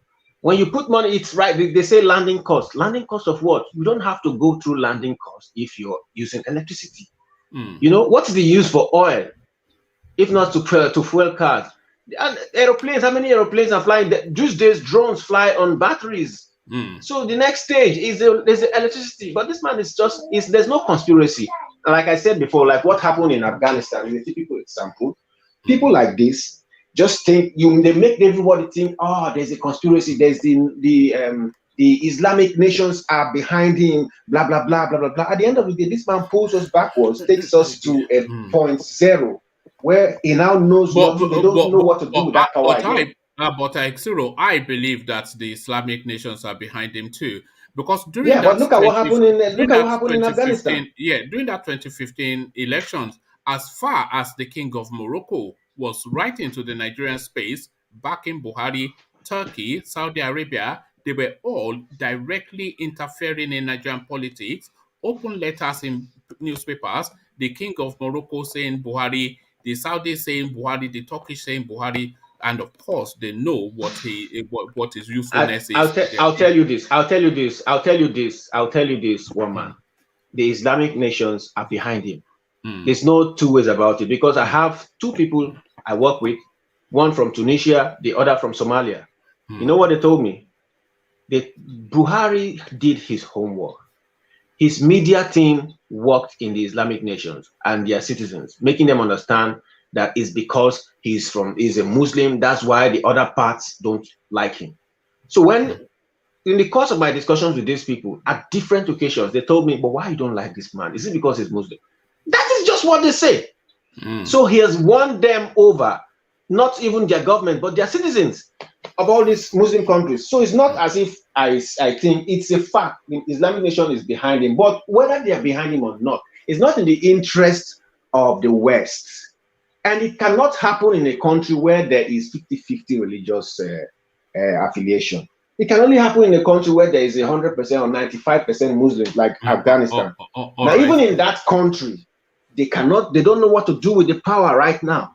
They are beating women on the streets, kicking this, breaking this. Is that governance? They don't need to boil down to ground zero level. That's what it's going to. That's just it. All right, thank you, Xero. The one thing I have learned is to never say it can never happen when it comes to Nigeria, but thank you. Let's go back to Ajan Lekoko to round off his thoughts, and then we're going to VA. So, Ajan Lekoko, back to you. So, you have a country that the interest rate is double-digit number. How do you want to grow that economy? It can never grow. How do you want people to run a business or to get loan that is double interest rate figure? Okay, so it's just an alarming economy, an economy that cannot function well. It's not. We are in a bad economic situation that that country is to have a functioning economy is is not feasible now under this present administration. So what's the name of this man saying that we have to stop borrowing? Sanusi. Yeah, the man is saying the truth, and that is the way he talks. I like him for Do you that. think they Even will though punish that, him for this? Because anytime he speaks like this, they punish him. Do you think they'll punish him for stating this obvious fact that they should know? Do you think he will be punished? you know that he is a guy that doesn't care too.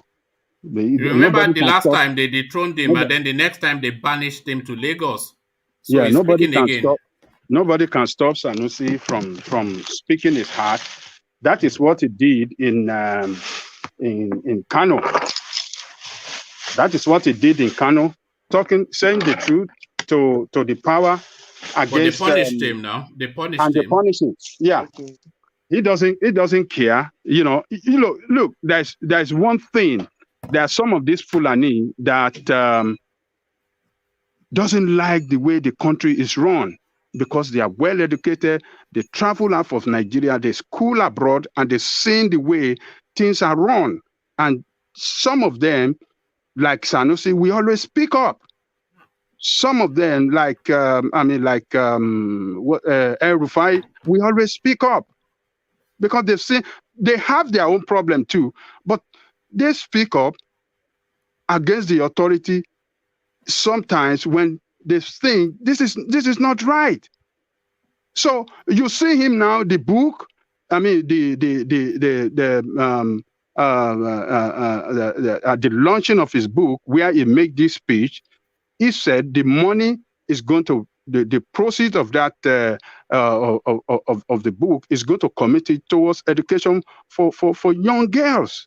Yes, I think he's passionate about that, because I think it was actually a speech on that same topic that got him into trouble. Yeah. That got it. So look, when we have some of these people that really believe in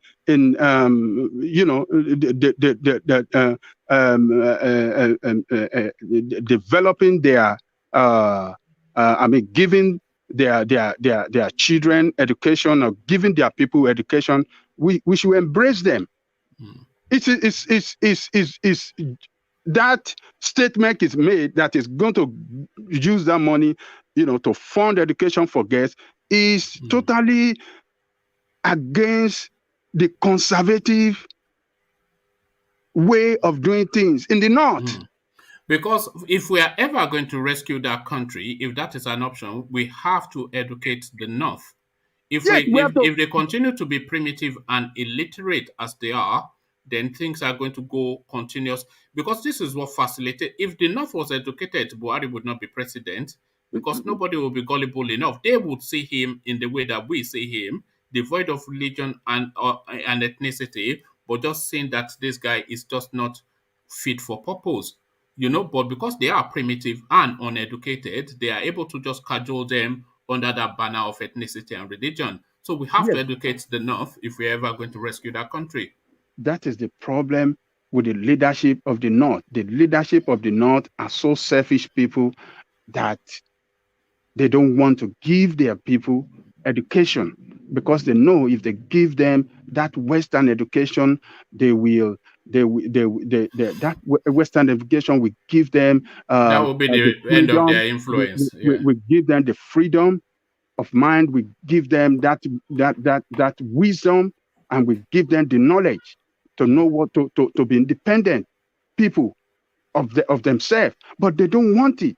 But they will rather, give that education to their own children and their own family, and let their own subject, remain in poverty, so that they can continue to trample and trample on them and continue to rule them forever. And that is what is boomeranging against them now. They didn't give them. That's why we see bandits all over their space, ravaging that place. Because those guys grew up, all the Almajiri, they grew up, they didn't have education, they didn't have no skill, so they turned to bandits. They are unemployable. Did you see that clip?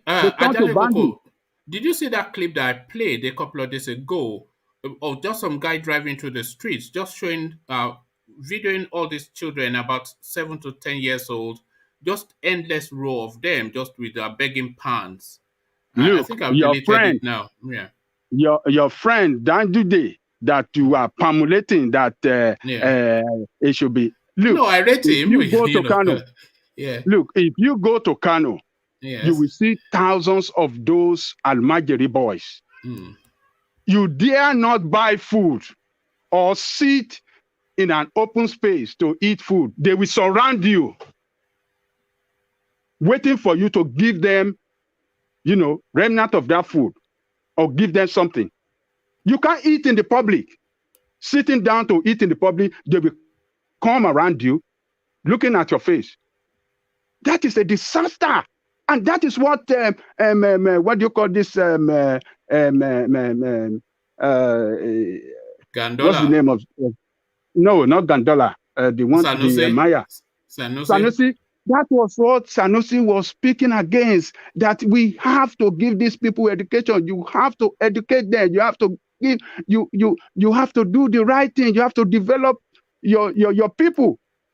You know, Constantly, he was saying that against you know, Gandola, and Gandola didn't like that. That is why he planned that coup to take her from that place. you know what I think broke Sanusi's back. You know, Sanusi is a prince and an elite and a very rich man, and he likes Mm-hmm. luxury and that high living. So he likes to drive around in a Rolls Royce, and as he drives around in that Rolls Royce in his own home state, he sees these images that that you are describing, all these just little children just on the street, and he sees them day in day out, and he's saying to himself that, look, what. So I think that was what broke him, just seeing it by himself, just the despair and the lack of, because he cannot see a future for those children, and he is riding around in a Rolls Royce, In a waving Rolls at Royce. them. You're Yeah, right. you know. You're right. But So I person think like that was, yeah. DJ doesn't care. He just want to loot. A man that was seen on the video stocking money into his babariga and came out to deny it, that somebody was using his image, so that wasn't him. Something Yes. that we all watch. You know, So it was a silicone mask. Somebody was ah, wearing a silicone mask. so Sanusi coming out to talk again about Nigerian economy is a sound of warning to that country that this borrowing attitude will bankrupt the economy, because we got to get to a stage when we won't be able to pay our debt. All right. Thank you, What Ajanle Koko. the debt servicing will be too huge or more than the revenue we are making. And what is going to happen? We're going to end up bankrupt the economy. The economy won't be able to pay the debt, and that is the end of it. So it's a sound of warning for our political leader to stand up and start looking inward to see what they can do to improve on the economy, instead of embarking on consistent borrowing. Consistent borrowing it's killing. All right, thank you, Ajanle Koko. It's too late for the Buhari administration, by the way. 18 months left, so they are just going to borrow as much because they want to. You know that these people, they want to do just one final hurrah round of looting. So there's still going to be a big borrowing between now and the end of this tenure, that they will borrow really hard just to steal really hard before they leave. This is what will happen. But I thank you, Ajanle Koko. Let me acknowledge Alexander's super chat as we go into VA. So Alexander super chats to the space, and I think he's speaking to the platform with this super chat. Alexander says, I am a fan of this channel, highly informative, widely educative, and totally inclusive. Kudos one man and esteemed contributors. So kudos to you to Alexander, who has been a supporter of the platform pretty much since day one. So thank you for the super chat, Alexander, as we go on to Ovie. Ovie, do we still have you? Ovie. Yeah, thank you for holding Ovie. So the talking points, Sanusi speaks to the endless borrowing of Malam Buhari. Wike does Jijo Yakawo victory dance as a PDP implodes, and languages of of surrender coming from some governors with regards to grazing reserves. So, your thoughts? Um, wow, those are really key weapons. But let me go. Let me go slightly begin with slightly a different, from a different point of view here. The social engineering that is going on. We see the basic that the country is on fire. Everything is turning upside down. No, it's not. About a couple of weeks now, maybe months ago, what happened in the eastern quarters via the Cubanas? They make it rain, right? Followed by the response by the Arewas, thanks to relay by the president himself to his son's wedding. They show off. Is that the way to Directly, show that the country is functioning? Ovie? I'm going somewhere. Okay, let us. I'm going Okay. somewhere. I'm going somewhere. So now, again, the Royals, they respond immediately from our own and Nanya Delta quarter with display of affluence and all this kind of a thing. Again, my people from the eastern, western quarter, the O1 bed them, are going to respond via AY. I think tomorrow is his birthday, and the way the plan is going on, it's going to be the apex of them all. Now, what I'm trying to say here with is a true social engineering. We they here, they kill ourselves, the poor, the elite. Those are the elites. They are making deals already ahead of 2023. So if I say there is peace, that's what I mean. Because now them they finance the war, they have the capacity, they have the resources to finance the crime and everything that is going on, just to keep us busy and distracted and angry and whatever. So that at the end of the day, why they come together and do everything? I mean, it's obvious, unless you know one see like that. Everybody was in Kanu, who and who. Those way they cry, we know they cry. And tomorrow, everybody is going to be at AYL. AY's 50th birthday. You will see the young folks now from every news and cranny of the country. So we just need to stay focused. The war that is going on is not us. Yes, they are bringing it to us. I mean, how can people with they wear slippers, they carry AK-47 walk, stroll enter NDLA, just carry general come on like that, and you make a worry about that? No, I'm not. That's a real thing just to keep us away. Yes, I know the people they die. That is because we are not together, and I mean because they die. And I started by saying that one man made a profound statement. He painted a very good story how you say the British actually colonized half of the world, and a lot of them find a way to grow out of that and forge their own way. But we know one, and that's a fact. And you went ahead by citing that there are a lot of distraction. You make sure of the coup, the military. But will you also agree with me that this Biafra of a thing, this Oduduwa, is also the major distraction that we are facing today, ahead where we're supposed to go? Because to me, those are the major distractions. If we actually believe that we want anybody to even be free, because you can only, for you to even make meaningful progress, regardless of it, you have to be free first. That is the only way. So all these things are distraction. And the elite understand that. You see the Yoruba man, the Igbo man in Kano. And wedding, no be saying a national event. If it's a national event, we understand. They didn't just go there. They went there with our own money, our own taxpayer money, our small thing we didn't give us, we didn't take care of, but they took it there back to them. So more good the reason. The earlier we come together and face these people head on, not by gun, not by anything, just for us agreeing on one thing and then be the problem. It will change things. It will change things. So for me, those are big distractions. Then there was a lot of why all these things they happen. Can you cite an example of where what you are describing has ever happened in the world? That the Nigerian case. No, these things that you're always saying that people should collectively come and chase these people out of power. Where it has happened. Yes. I don't understand where that's happened. We are practicing the democracy. They say it's for the people. How many of us are actively involved in the process? Not to contest now. That is the coming together I'm talking about. They are not being by vote. If we are together, trust me, we produce the people. I will give you a clear example. the recent one, Donald Trump. How did Donald Trump become the president of the United States of America? It was because there were a group of people who already have a goal, who are hungry. And if I want to use a common term to describe it, people, Hillary Clinton called them the deplorables. They were able to announce that phrase to touch the people, the middle class, who are left out by the same elite of during Obama time. So there was that low-key movement, low-key oneness. Right by there is left So by are you saying are you saying that Nigerians can effect change through the ballot system, through elections? Yes. Let me They finish what can. I'm saying. You So are saying that is Nigerians can now that effect change through election. What are you talking about? let me finish now. Let me just, if you allow me finish, you see my point. Okay. All right. So that grown people we get common good on the underground already, they were just looking for somebody that will speak their language. And there comes Donald Trump.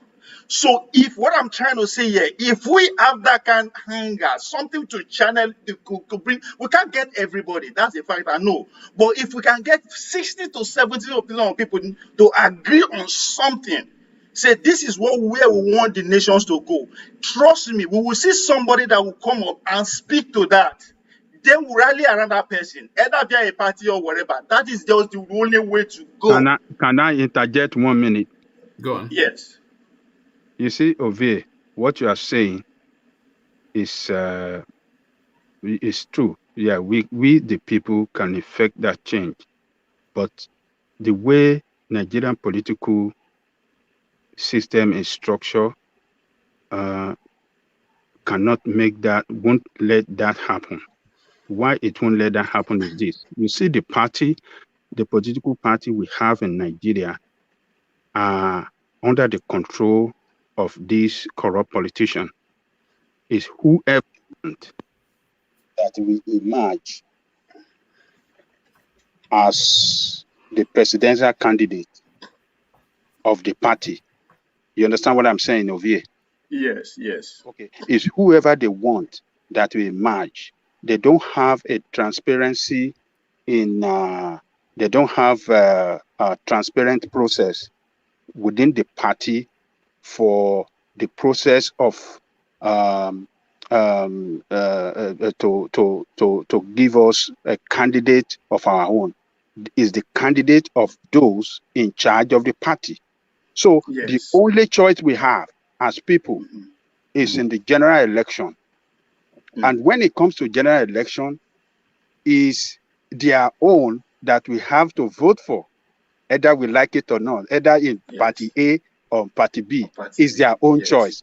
And that is what happened in the case of Buhari. We didn't have a better, we don't have that power to bring out the candidate of our own right from the party. So we were left with a choice of either Jonathan or Buhari. It's different in American case. The process starts right within the party. Everybody have the right to go and participated in the primary of the party, but not the same as we are doing. Not the same way it's done in Nigeria. You have to get that right, Ovie. Yes, let me. I get your point, and you are right. But look at we keep saying this party. There are two ways around which are the theory why they try give. So there are two ways around it. First of all, coming together first.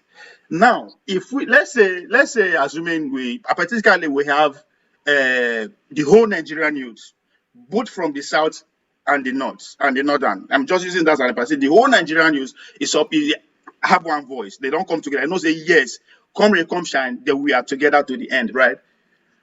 And we decided to throw that weight behind somebody like Peter Obi, let's say speaking our language. Guess what? The party no get choice than to adopt Peter Obi or any party when decide to join. Because hold on. Let me explain one thing to you. Yes, what you are saying, it looks simple the way you are saying it. But let me tell you, I told you the people in charge of the party, they are the one in charge of the screening of candidates. When they see a candidate that is... Can I finish? I say not two way about it. Let me finish now. You are repeating your question. You are repeating it. I get it. And let me answer it then. If I didn't answer it, then you can, repeat it, they're going to say something. I get your point. I'm telling you two way around. I'm just giving you one. This party we are talking about, now people did it, and Nigerians did it, now free to join. If you so believe in this party, say you must be a member, now free to join. These people are able to do and undo because they are few.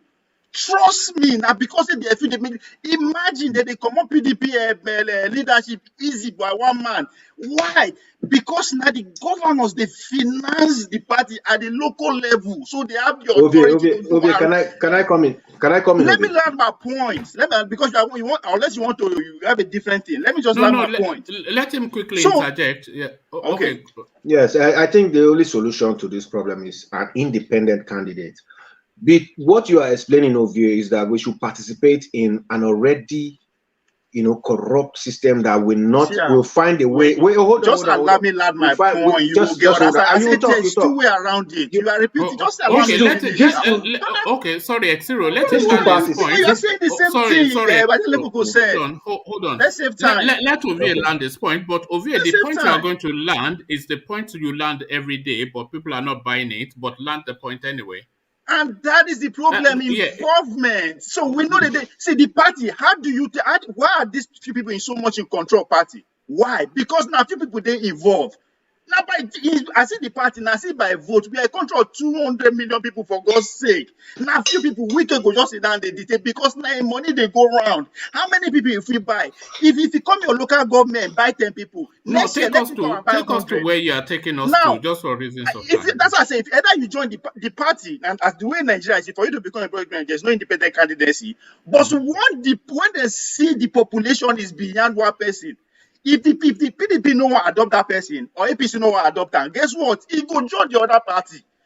Because but when you go to the ballot post, they vote, say, okay, you are voting for that, as for that person there on the ballot post, you vote for that person. But first of all, we have to show that, yes, we are together because there's a reason we are not together because themselves, they look into us. They're pushing so many different mechanisms. For me, just say they make sure say we are not interested. That's why they make sure that even the parties is not juicy enough, that they kill every now and then just to scare us away. Thank you. Right. Can I say now? That's just fanciful stuff for me. But can I talk? Go on. It's not going to be easy. It's not a day job. I think what Ovie is saying can only happen successfully if a large number of people can operate like a CIA, which is impossible. We cannot pretend for so long that we are with the party, and then at the nick of time, we now say, okay, let's follow our. It will not work. We cannot do it. It is not going to work. The only thing that can work, if you cannot even do it when one party has the INEC in his pocket. You to vote? Sorry, vote. Number one, you should know that votes don't count. That's what you should understand now. Because who are those people manipulating it? They are still few. That's what I'm saying. That's what I'm saying. The community, they few. None of us. That's what I'm saying. We from outside. No. Sorry, Exiro. Okay, so the people manipulating the votes, the elections are few. What point are you making off the back of that? What point are you making off the back? The point I'm making at the back of that. No, sorry, to Ovie. Sorry, to Ovie. Yeah. What point am I making with that? Okay, yeah. Just like the INEC and then be the officials, Abi. Right. You are making a clear point earlier on that why does the president have to appoint the INEC? Right. Right. How can we change that?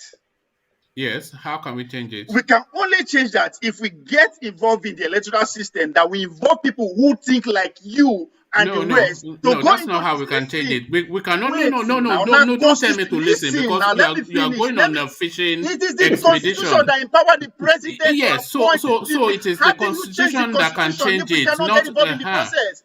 Yes, all right. To get involved in the process to change the constitution. That's what I'm saying. No. Stay where you are, where you are saying a few people are making this decision. So how do you change that? Involvement. Few people are involved. Get involved. One man. Let me make the point that I'm making. Just allow me a moment, Exiro. The point I'm making to you is that the country is on lockdown. And sorry, I'm not okay. No. The country is, by these few people that you have just described, the country is on lockdown, and the only way to extricate yourself from the situation you're in is either to a popular uprising or through some military intervention. Let me explain what I'm saying.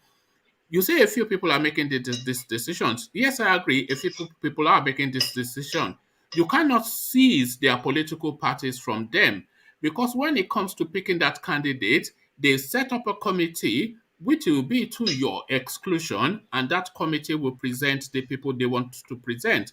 No matter how many of you go into that party, they will still, because they already control the party, and they are not going to cede that control to you by any means. So no matter whatever you do, they will continue to retain that space of picking the candidates, and that will continue. The president appoints the INEC man. The INEC man that he picks will be the man that will do his bidding. He will pick only somebody that he can control. He picks the candidates for the party.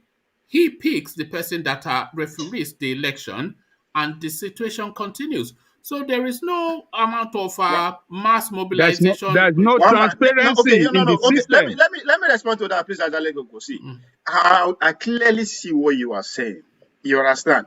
But it's still not, we are not ready to follow that marathon journey. It takes time. And I will give you a clear example again. Here in our neighboring country, South Africa, there's a man called Julius Emela. What's the complaint? Julius Emela. Yeah. Now, that is a movement that started as a youth, small circle. They decided to disrupt the NCA party. They are still a mother party, but they have their own movement going. Today, they have a reasonable amount of those movements with those ideology. Let me finish. In their parliamentary house. It's a matter of time. They will assume the majority of that in the house. And guess what? They will produce the president. It's a time. We don't want to follow the time. We don't want to just take time. You don't start by coming together. Nothing is impossible. Nothing is impossible. At that junction, let me help you. The only choice that Nigeria have now to kick these people out of power is when Nigeria go and line up against AAC. That is Showore's party. That is another party that can take boil down to coming together. We have to go and agree fair. We know they agree. I'm not saying yes. That's number yes. If we like you say, coming together. Yes, that one is important. Then we have to go for a different party from these two parties, and that's the only party that is on the ground that can do the job is AAC. But you see, Nigerians are so gullible people. They think that most of educated ones among us are more even gullible. They don't even know the right thing to do. So they don't want to follow Chowore. They want to attack him. That is a poser. It's a this. It's a poser. And they just want to keep criticizing him. So for Ovie is right on one side that we have to find a solution to the problem. And the only solution against these two parties is to go for AAC. That is another party on the ground that we want to go. But you see, Nigerians, they are so dumb. I don't know what is wrong with them. But look, sometimes you cannot even imagine what we are doing. Let me even help you, Ajalekuku. That is the only way out. You follow AAC. That's another party on the ground that can take us to the promised land. We don't have any other party. You're right, Ajalekuku. I really like that AAC. Even at the point, you know that the APC, they infiltrated that party. They made one guy the chairman of the party, while Chowore was supposed to be Leonard, the head of the party. Leonard, yes. Yes. So you see, there's no end to the corruption of these two big parties. For me, I think the changing of the laws. What do you think of Chowore as a? For me, I like one thing about this guy. His audacity. Yes, exactly. His audacity to stand in front of anybody and speak his mind, you know. And that is the kind of audacity we want, because a true president of Nigeria is the president that will be able to say to the North. Do you not think the Sowore Aluta approach is all very well for like a Kegites meeting when you are singing when but for when the time for me for me stop well, that. I'm not trying to I'm not trying to downplay his effort. For one, it's not everybody that can stand in front of the Nigerian policeman. Not to talk of the powers that be, or in front of the Aso Rock. No, it's not everybody. There's one thing you give to. But he has shown us that he can. And then, please let me. He has shown us that he can. But but I want to give another instance. Apart from the Showers, that time when Sowore came out, there were a lot of younger guys that came out, the likes of Mogalu, the likes of Ahmed Buhari. This Ahmed Buhari guy, he actually from the North. After all said and done, he actually listened to this. Wait, I'm coming. Yes, I'm coming. I think he actually listened to this advice that Ovie is giving. Hold on, wait. He actually listened to this advice that Ovie is giving, and he joined the APC. Do you know that they have silenced him and kept him somewhere? And in fact, I saw his Facebook post recently. He was actually telling people to celebrate the fact that they commissioned, or was it the Ibadan rail station? And then somebody said, "But we deserve it." And this is a normal thing. That's why they are there. And this is nothing for us. We need them to do more. And he was actually arguing with this guy. So this is the kind of level they put him. What is he now? I think you got me wrong. Hold on. It's a good luck Jonathan project, by the way. That's a okay. But you see, that kind of person that has joined APC, what has he become now? I don't know. You got me wrong there. They just put him in the pocket and put dollars in his pocket. I don't even think they put enough dollars. That Buhari of a guy that ran for during the show, the guy, if he has something, his ideas are very progressive. I like the guy. But what I'm saying is not that go join party. You understand? On a vote day, they're not going to say which party you belong to. What I'm saying, let's try and come together in as much as we can. I know they will not carry everybody along, but in a reasonable amount, and vote for anybody that speak our language. Whoever the person decide to which party decide to join, just like Alajoko is saying. If na AAC, if na other party, have we not experimented that already? Was Sowore not speaking the language? Now this is Sowore here. Again, history will remember Sowore as the man who give the young people a mind to come to contest for presidency. History will give him that. Like him or take it or leave it. You have to credit NSAS to Sowore too, because he opened up that space again. The possibility. Yeah. Why I fought Sowore? Why I know great John Sowore speaking languages that you have you control a significant amount of numbers when you first come out with your publication and everything. If at all across the globe, people they queue behind you. Why don't and that's why I begin to question who is behind it financially. Why can't you just stay with that movement, grow that movement organically as it begins to grow? Stay with them, stand the test of time. It's a matter like this. Is it not doing exactly that? Is it not doing exactly that? It now. No, but what do you mean you hope? Do you not see him in space? Jumping into the race at that premature stage kills everything for him. Trust me, it will take him time to convince people who is a man, so you be politician to follow you again. It takes it time. Let that movement taste a man of that, because they will infiltrate for just like this guy is saying. They will come after you, they will bombard you, yes, but let's see how long. Within that time, you grow more soldiers. People in your capacity that whatever happens to you, it will keep going. That is the only word. We won't wake up overnight, take power. Is that not exactly what he's doing? He's set up a political party. He's registered it, which is a hurdle. He's contested for an election, which is a hurdle. He continues to agitate in this space, which is a and he's continuing to stay in profile and stick with message. So what should he be doing that he's not doing? As I said, I'm not counting him out totally, because I give him But his he's credit. doing exactly But he has what we are lost. saying is No, he lost that momentum by that fraction. He lost a lot of followership. which Yes, he's fraction? still Which fraction? people. What did they No, do? him decided to go for the. It tests his popularity anyway. Let me put it that way. You are saying And he should not have? Are you saying he should not no, have it's too run? early. He was too early for him. He knows. You know, if he just come out and win, It was too Nigeria early. is. Is it Yes, not a he known knows. quantity? Is it not a known quantity? Is it not known? Yeah, one man. Yeah. Is known by me and you, not by the voters. You see, and apart from that, Showore is not known by Nigerians. now, again, I don't know. It's a two-way path. We know him, but electability, who wins the presidency has a lot to do with electability and campaign money. Because you no go fit put money aside, we say your popularity will give you the stand. Right. You understand? That's why I say he was not. How much was he able to raise? We're talking of billions. Fine, again, that's just one aspect. Two, you understand the terrain you are in.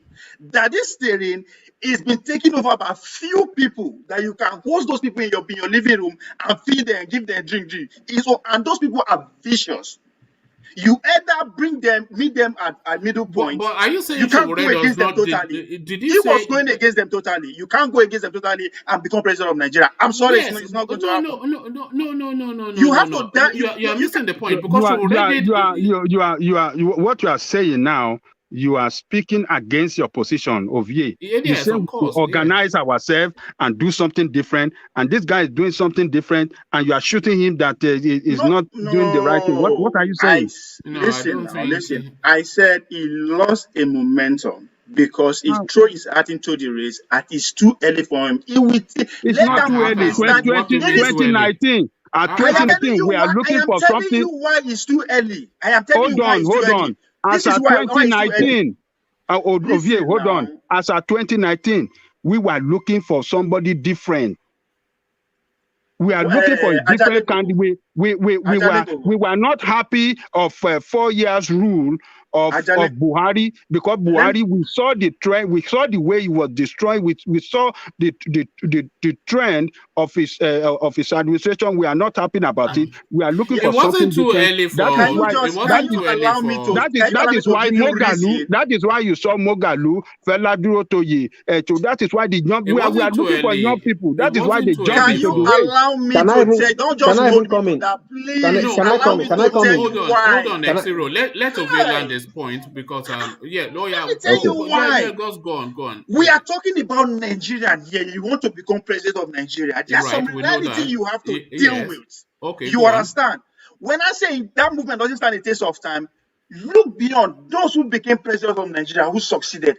How? Good. If you want to quickly jump to Goodluck Jonathan, you will understand the power that brings Goodluck Jonathan in has been on the operation since the beginning of Nigeria. Two, to become Nigerian president, you are talking of over 200 billion naira cash. How many was he able to raise? You can't raise that money overnight. I'm sorry. You are missing the point of it. No, forget it. No, you just do all this. You always miss the point. Can I come in now? Can I come in? Unless you want to be a joker, unless you want to be a joker, if you really want to win, if you are in the race to win, these are the reality you have to deal with. I think we heard you. We understand. No, don't worry. We understand. Please hold on.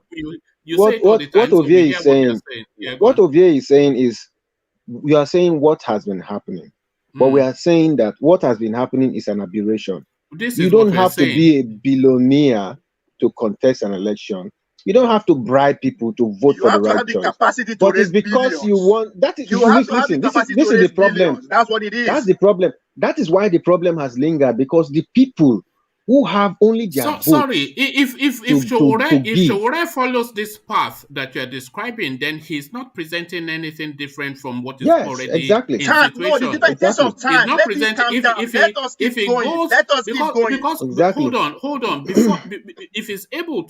Before he's able to raise all these billions that you say he needs, he has to dip his fingers in dirty waters. That is the only way to access that. And if he starts to go around that pathway, then he's presenting no different from what is already in situation. Exactly. Nobody was asking for a paradigm shift.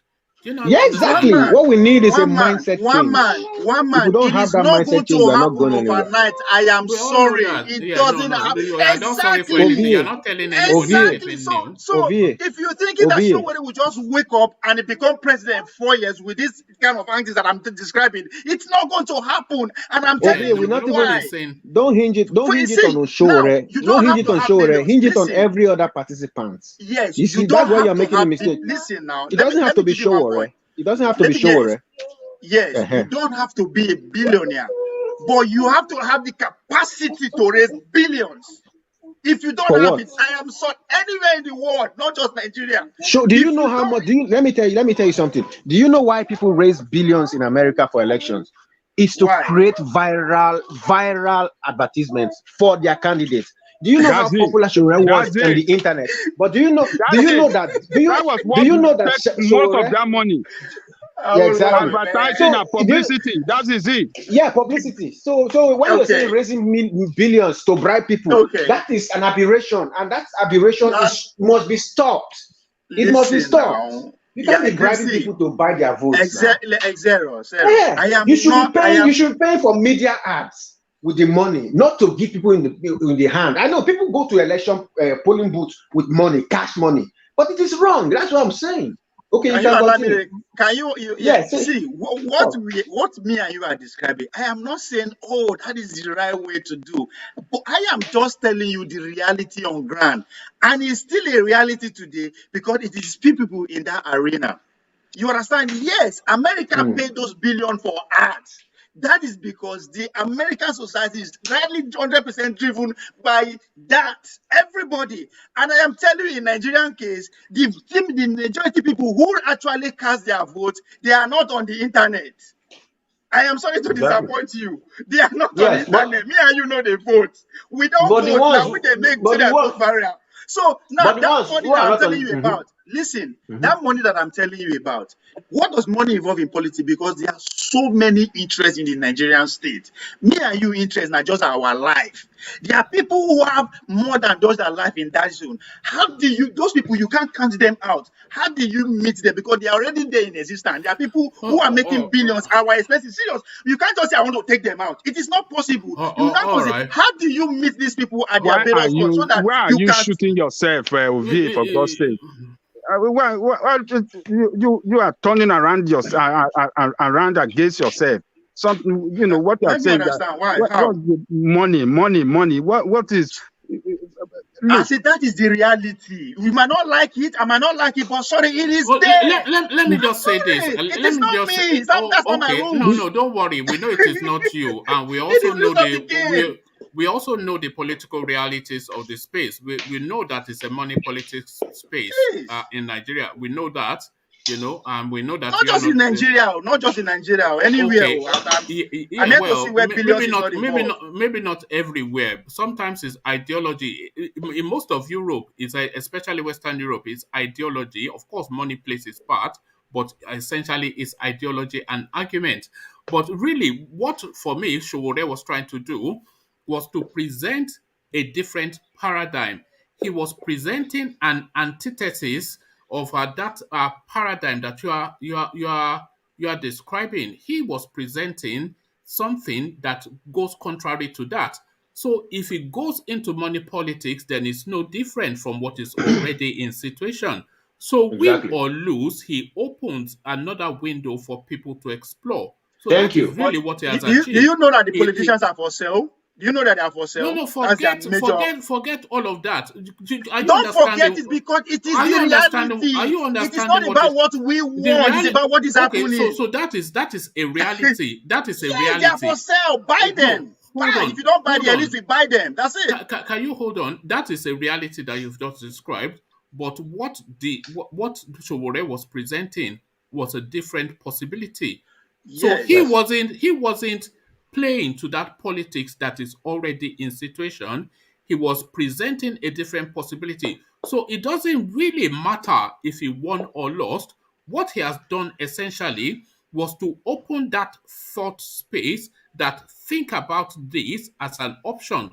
So he has opened up a thinking space, which is something that somebody like Adanle Koko feels passionately about. That same space that Showore has opened up. So it doesn't matter if he wins or loses an election. He's opening up that space now as a possibility. This is the That's thing. what I'm saying. It's a marathon. That's what I'm saying. It's just a marathon. We can't just get it done overnight. It's not going to happen. Who knows? It was just like one man said. It was presenting solution to our political party, a problem, something different that can help us as a nation, that can take us out of this money bag and money politics. This money bag politics is not helping us. It's killing us as a nation, because you have a party. Hold on, you have a party in existence, in control of our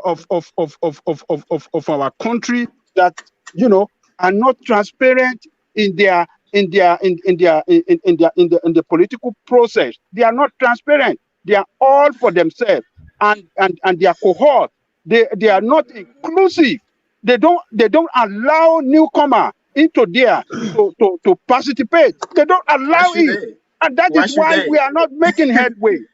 And Showore is presenting something different. He presented something transparent. You see the way he was raising funds. He was open about it. People were donating into it. Everything was open, and not the money bag way of doing things.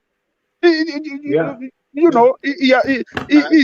has presented us alternative for us to join, an alternative thing for us to join and rescue that nation out of this political problem that we saddle in.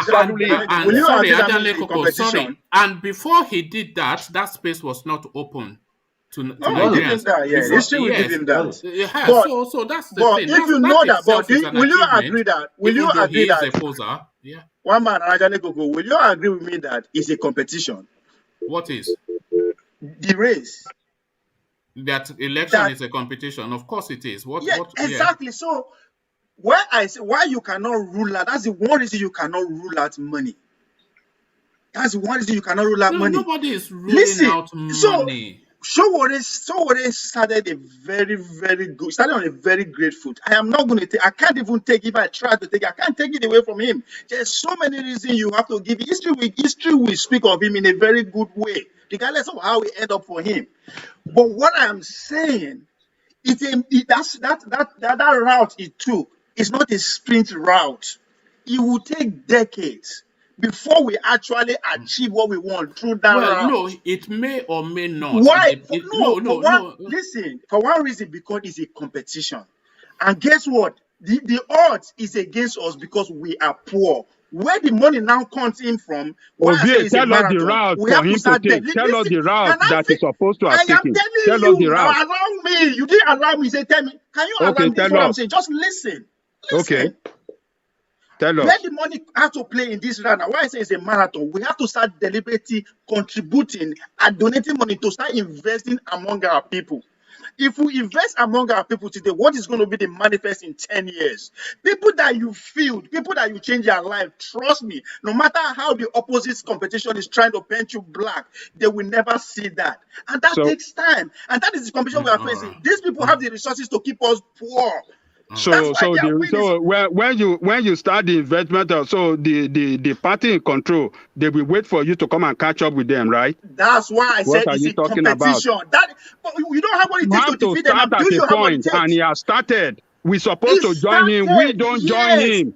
We don't join him Why are you not listening to me? We are saying the same thing. At this point, we don't have what it takes to beat them. So we don't have to give up. We have it. But we are not ready to join the rescue team. That's the problem. That means you don't have. That means you don't have it. You don't have it. If you have it, somebody like you, I mean, what you are saying, we're supposed to join that Showore team to rescue the nation, but we don't want to join in because we just want to. That this is a competition.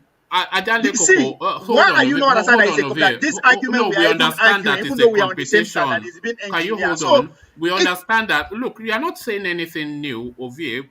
We understand that We are it's a not ready to stand the test competition. of time. That's the problem. We We are not ready to understand go that 10 it's years. money We are not politics. ready to go 20 years. That's the problem. Woman, We want it to change woman, you today. said something. You said something before. Woman, you said something before. You said what will only change this thing is if we there's a word you said is similar to uprising, as in just stage and outstage these people in any way we can. Because the truth is, even when they voted in the House of Assembly for to report the results electronically from the election point, they put it down.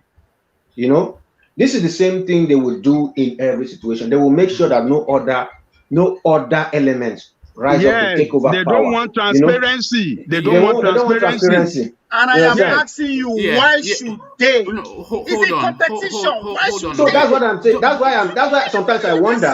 Sometimes I wonder why we are against people who go for like the ESN and co. Why we are against them, and then we We are see not that we we can yet. never We get are not something we this way. yet. Edson, that's where you are getting it wrong. You are not we yet. It's a When we comic talk. become when we become we, then we can go against them. But right now we are speaking individually. Oh, we should do this, we should do this. Let's speak in one accord. Even though now 40 million people, even though now 50 million people, even though now 60 million people, let's speak one voice.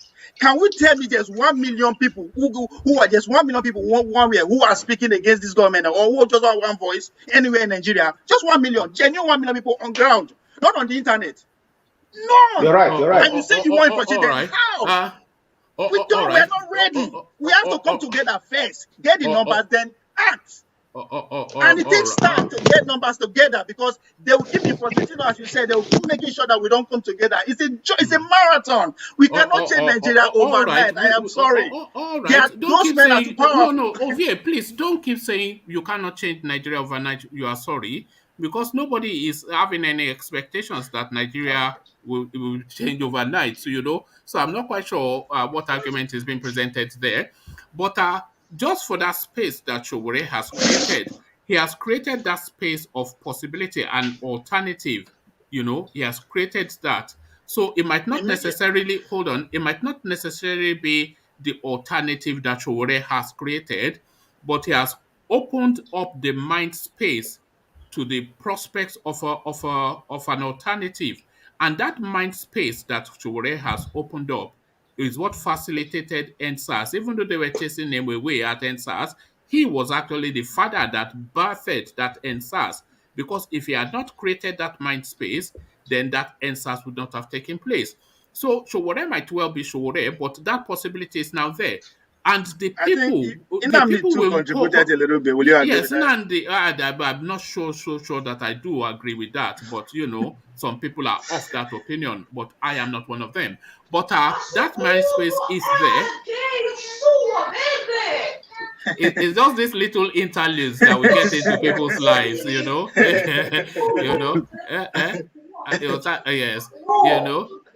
I don't know.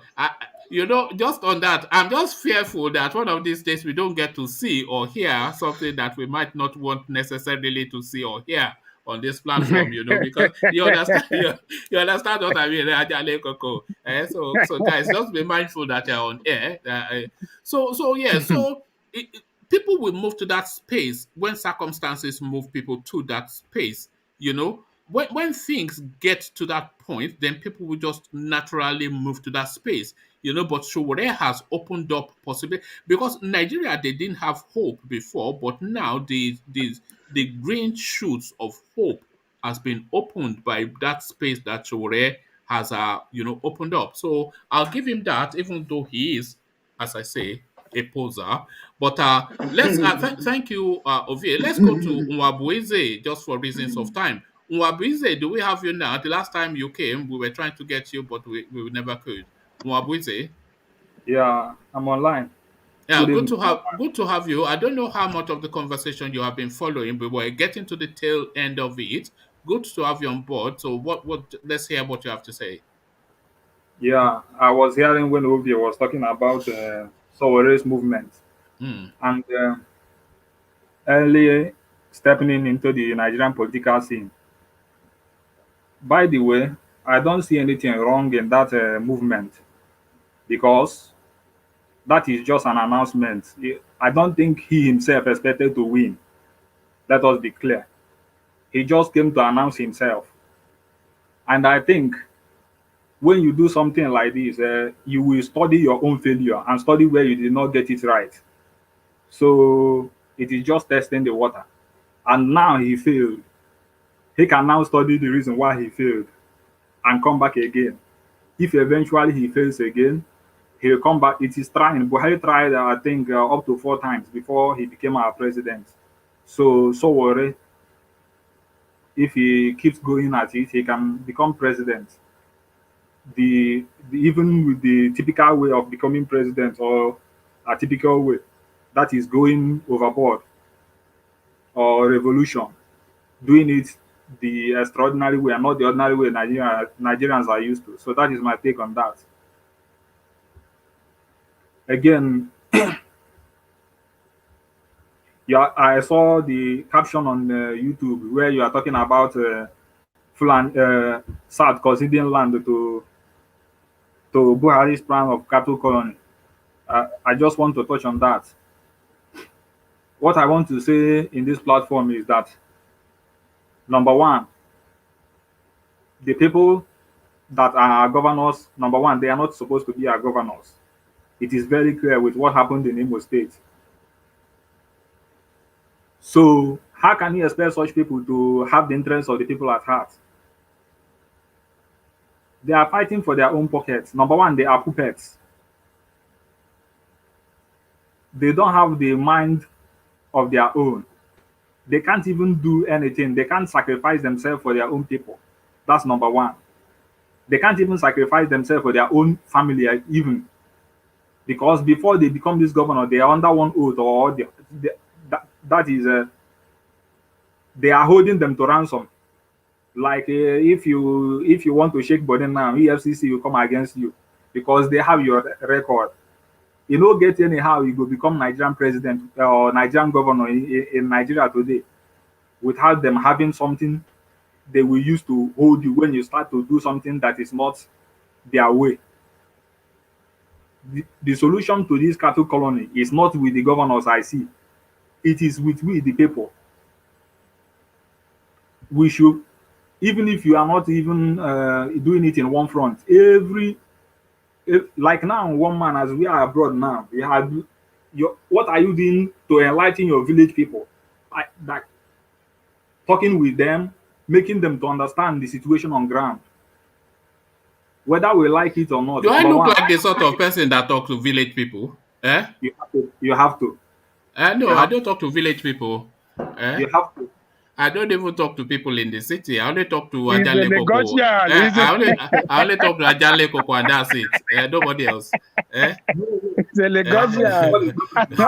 And his brother is Ovie. This is it. Ovie and I, we don't have village people. No, I'm a village man. I'm a village person. You are not a village man. I'm true to my roots. Sorry, am I pronouncing your name right? Nwabuize? Is it Nwabuize? Nwabuize. Nwabuize. All right, carry on. Yeah. So, the problem we are having at hand is that Fulani people have prepared for war. The people that are in Nigeria are not only Fulani people, but we are having people we call the Bebas tribe of the Tuareg from the whole Sahara region that are cattle rearers. And they are now in Nigeria. Yesterday, they attacked Nigerian Defense Academy. Can you imagine such daring act to even attempt it, whether it was successful or not? They are making a big statement. They have the kind of ammunition, if they step into a village, they can shoot for hours without any interruption. And sometimes I begin to wonder in my own self, what are our people in that? Sorry, what are you basing all these things on? How do you know, what knowledge do you have to say that? I saw a picture from my own. Look at that. I saw a video from my own town now. You say, what are you talking? Don't do that. Don't make up stuff. We don't like I don't people make up making stuff. I talk with my people. I'm telling you to talk with your people. If I tell you, I'm also talking with my own people. This woman is relocating from her own farm to the city in a bicycle. They said that Fulani herdsmen, after they were chased away by ESN, they now returned last night. Okay, all right. And began to. I think we understand you now. You are coming from the ESN IPOB angle, Abi? Not really, but what I'm telling you is the truth. What I'm telling you. One man, that guy is saying, let us listen to him. I think he's saying the truth. I've watched a video too where you see you mean that video in the forest? No. Where there's one old woman that was just killed recently. They killed that old woman. But 2 weeks or 3 weeks ago, they killed her daughter and the husband. These Fulani in Ibolando, they went to their land, they savaged them in their village, they killed those ones 2 weeks ago, and they just recently killed. So you see a generation wipe out. And should we be looking at this situation like this? No, that I. And when you want to stand up to fight, you see they send all these criminals from the north in uniform to go and kill us in the village in that village. I mean, this is barbaric, man. Yeah, no, I agree. But that language of all these Barbars and Tuaregs with countless weaponry that will shoot for hours on end, which may or may not be the case. This I'm just not sure of the veracity of that. And I think, sorry, you know where I think this is coming from? There's this video that went viral a few months ago about all these Fulani type people in the woods with all these countless ammunitions and rockets, etc., just acting in a threatening manner. So that video went viral. I think a couple of those videos have gone viral, and I think people are building narratives off the back of that video. That video unverified, those people unclear, the location unknown, a lot of it ambiguous, and people are building on it to chime this. Yeah. I just want to be mindful of that. You know? No, are you saying it's not true? Those videos you say I'm not saying. You know, there's questions about the location of that video. That was it even in Nigeria? Are those people even Nigerians? Was that shot or in some insurgency that is happening in some francophone nation that has this population and contending with similar things? So a lot of it is unverified. Yes, the video was taken and it's a propaganda video to threaten, but where was it taken? But a lot of people are building a lot of narratives off the back of those sort of clips and whatnot.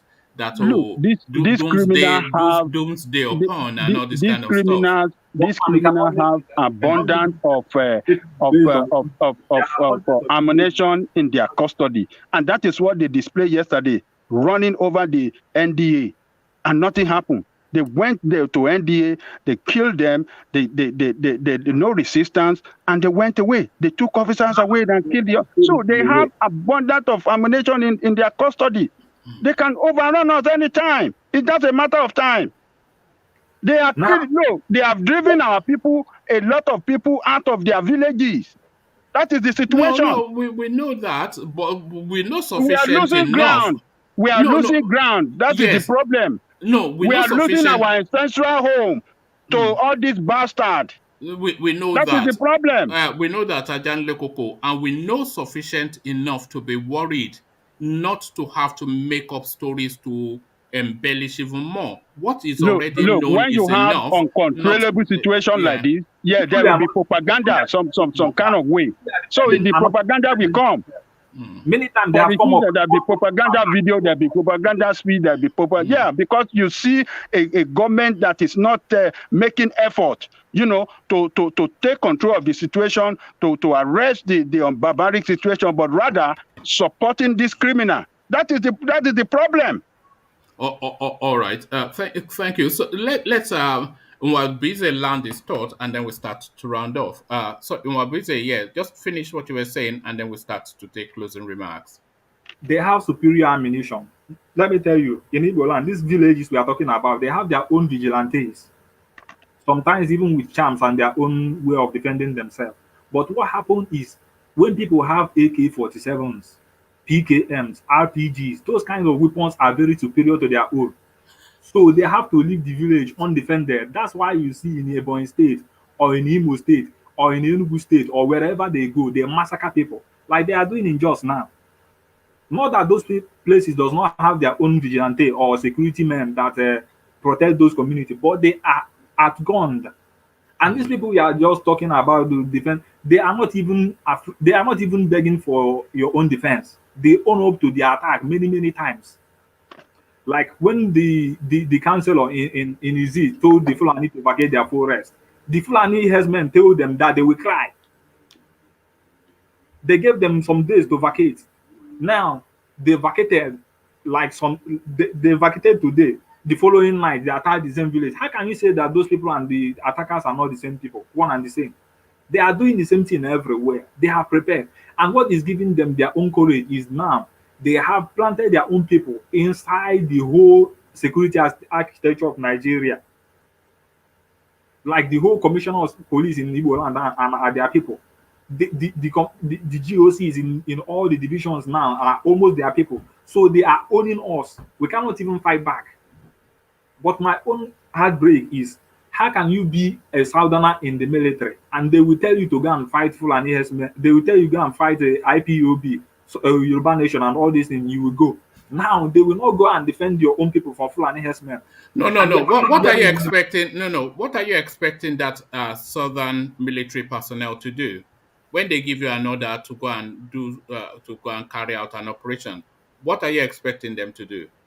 I'm just trying to understand whether the Fulani soldiers in the army. No. What are you expecting? You are saying now a southern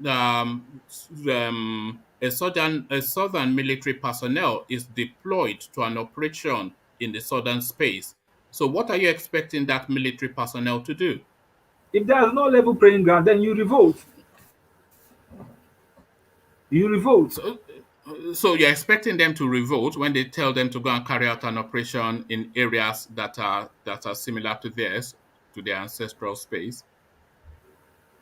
How are you going to carry that operation out when they are not carrying the same operation to free your own people and your land from the occupants?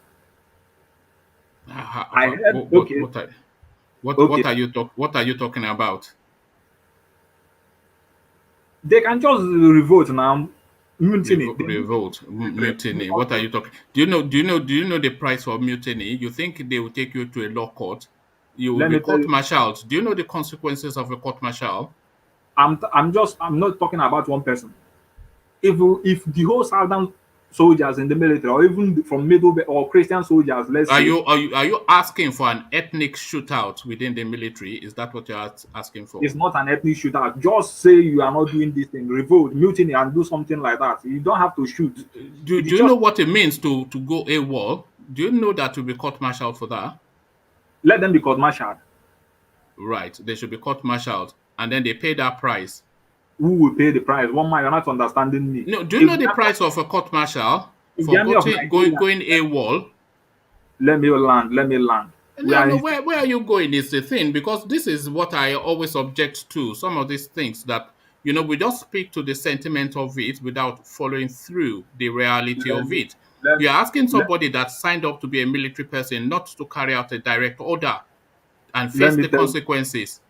Let me land now. Then you can call out my mistakes. If the total population of Nigerian soldiers are 100,000 personnel, and the 90,000 of them are indigenous people, and the 10,000 of them are Fulani that are giving them headache. If up to 50,000 of them revolt, don't you think who will hold them accountable? So you are asking for an ethnic shootout? Let them shoot out whatever it is. We're already shooting out. 30 people are dead. Google it. 30 people are dead in Jos today. 30 people. 4 communities are already on fire. Houses. It happened last 2 weeks. And it is happening all over Nigeria by the same people. And yes, what are you afraid of being revolt? Revolt, who will hold you accountable when you have the numbers? When they revolted against Aguiyi, who will hold them accountable because they have the numbers. Who, If you who, have who, the do, numbers, who do you think has the majority numbers within the Nigerian military structures?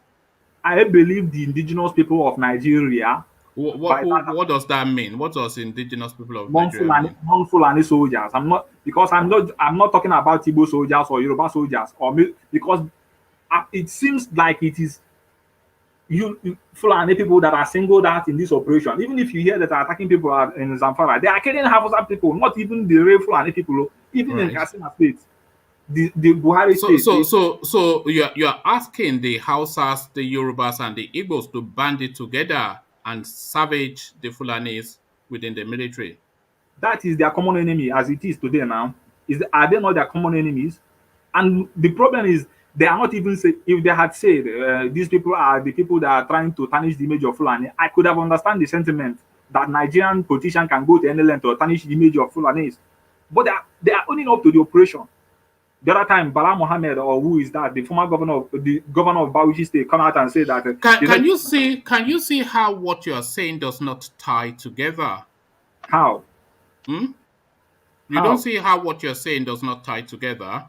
tell me now, I don't know. Okay, you've come and you're painting a narrative of people with boundless weaponry shooting through villages because you said you saw some picture.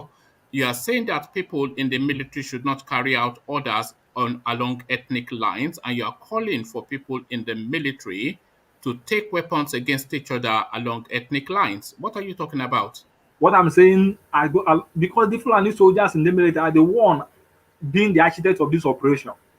Now, if you try to fight back and organize yourself and fight back against the Fulani people, they will come back in military uniform and bosses and begin to kill you. The other time, the people that chased Fulani away from their villages, the soldiers went into their farm and cleared everything. And the problem I'm having with these Fulani people is that they will leave the grass jejely and enter your farm just to trample upon it. Sometimes the crops you have in your own farm are not even what the cattle can eat, but they just want to punish you. I saw them the other time burning tubers of yam. Yes, no, I've seen that too. It They'll is not that go the and they'll cut up your cassava, feed some to the cow, and just damage the damage the rest. rest. Yeah, yeah. That is wickedness now. What are we talking now? Because they are out to dominate you. That is what they are doing. And you are saying that we are not fighting. Sure, we shouldn't fight back. We should No, allow them. I'm not saying we should not fight back, but I'm saying we should clear the deck of all of these sort of narratives that we hear from the eastern quarters, so that we can then, with a clear space, come up with a really actionable solution to the problems. So all these fanciful, you know, silicon mask, something or the other, all of that space, we need to clear it out of the way. All the storytellings and the jibba jabba. We need to clear all of that so that we can then, with cold, calm minds, look at the solution and look at the problem and prefer real solutions. So if we are trying to chime together all this doomsday narrative of I saw a photograph somewhere and a woman from my village XYZ, that is just the land of that's just what was it called? That's like that's just a narrative. That's just storytelling, isn't it? That doesn't help the space in any manner. All this storytelling. So let's not storytell, so that we can then have that clear space to have real solutions to what is really an existential big problem. That is just what I'm saying. One man. You see, what you are saying is okay. But one thing you have to understand is this. Fulani people, you are listening to their governors and their leaders. Yes. They are owning up all these operations. I'm telling you now, they are owning it up. I'm not just saying that they did this. I saw pictures. Before you know it tomorrow now, they will this what is happening just now. You will come out and hear that we are doing this because they attacked our people that are going to. You will hear it now. I'm not just telling you this because I just want to tell. They will own this operation that is going up in just now. They will own it by tomorrow morning. Yet Yala will still own it up, and DSS will not do anything against them. All right. Thank you. Okay, we'll start to round off. So we'll take obvious comments. Actually, before we round off, yes, we will start to round off. So we take obvious comments, and then we'll come back to you again to give us even more, to flesh out even more your position, and then so Ovie, just talk, yeah, you know how we do it. So we know how we do it. I mean, I think we went off. The Southern conceding land to Buhari, and I Mm. think I mean, well, it's just as what the last speaker said, it's becoming obvious, and you rightly put it on spot on, which is dominance. We allow them to dominate us. That's what I keep saying. Now we allow them. Nobody can come to your house 1, 2, 3, 4 times, and they keep coming. I keep telling we keep blaming that person. It's your fault at this point. And yes, you say yeah, we don't have the right to hammer ourselves and all that. But guess what? If we come together, the sit at home is a great example. You don't have to shoot anybody. It's just in agreement, one voice. We just chill for these few hours, and there's impact immediately. By the time we start putting that kind of pressure on the elite, especially the business elite, guess what? They will start sitting up. But it's just because everybody is everywhere. Nigeria shut down for a day, no movement. All right. Thank It you. go hard, but it's sacrifice that we should be ready to, embark on as we go on. It's a journey. All At the right. end of that. All right, thank you, Ovie. Good to see you again. And as ever, you light up the place. So, Ovie, ladies and gentlemen. So, very just short summary from you as well, Mwabueze. And hopefully yeah, that's why I brought you on. You'll get your turn, What the guy Charles. says is the truth. One man, I think you're wrong. You're very wrong. What the guy says is the truth. Which you fight funny. That Mbozi is saying 100%. My God bless him. He's saying the right thing. What has he said that is 100%. right? No, hold on. What has he said that is right, and what have I said that is wrong? It's the truth. You say it's lying. He's not lying to the truth. See all the video. They're not lying to the truth. Don't deceive yourself. Don't be deceived. Charles, again, what has he said that is right, and what have I said that is wrong? You say he says he outputted saying it's lying. He's not lying, saying the truth. Right. So you gotta listen. The funny with trick your mind. Listen to the truth. More the guys he outputted the truth. All this video he saw is the truth. No, it's lying. They take up a gun. They went to the fort and killed innocent people. You say that's not the truth? No, woman, don't. No, I did not say that's not the truth. I was just saying we don't have to embellish. That's all I'm saying. No, Martin is one, but that's the truth. I'm sorry to say that's the truth. The fatal of what happened. Do you want to know what I'm saying, Charles? Let me explain. Let me explain what I'm saying to you, Charles. I'm saying that the reality of the circumstances are so grim, things are so bad, what is actually happening is so bad that it is bad enough for us to be concerned without having to make up additional stories or to embellish it or to add on to it. The situation is so grim, just as it is, that it doesn't need embellishment. It's just the embellishment that I disagree. Sometimes. This is what you understand. You don't understand this. All these stories, the first they say it's the truth. They don't know the truth. What happened to Boy State? Boy State is a good example. I'm saying, but the ASTM came to Boy State, take off the findings out of the Boy State. They realized the findings of killing the people. That's what ASTM came to Boy State and take them out. Look happening now. So why are the kids? Why are the kids so happy now in the Eastern? You know what I mean? Because the government said no to ECM, no to ESN. Now all the kids so happy. You see, guys know the truth. All the governors of able to say no. All right, Charles. I think you're being a bit unfair on me because I don't think you really listened to what I'm saying. You just thought I was disagreeing with the guy, and I wasn't essentially disagreeing with him. I do agree with him up to a good 80-90%.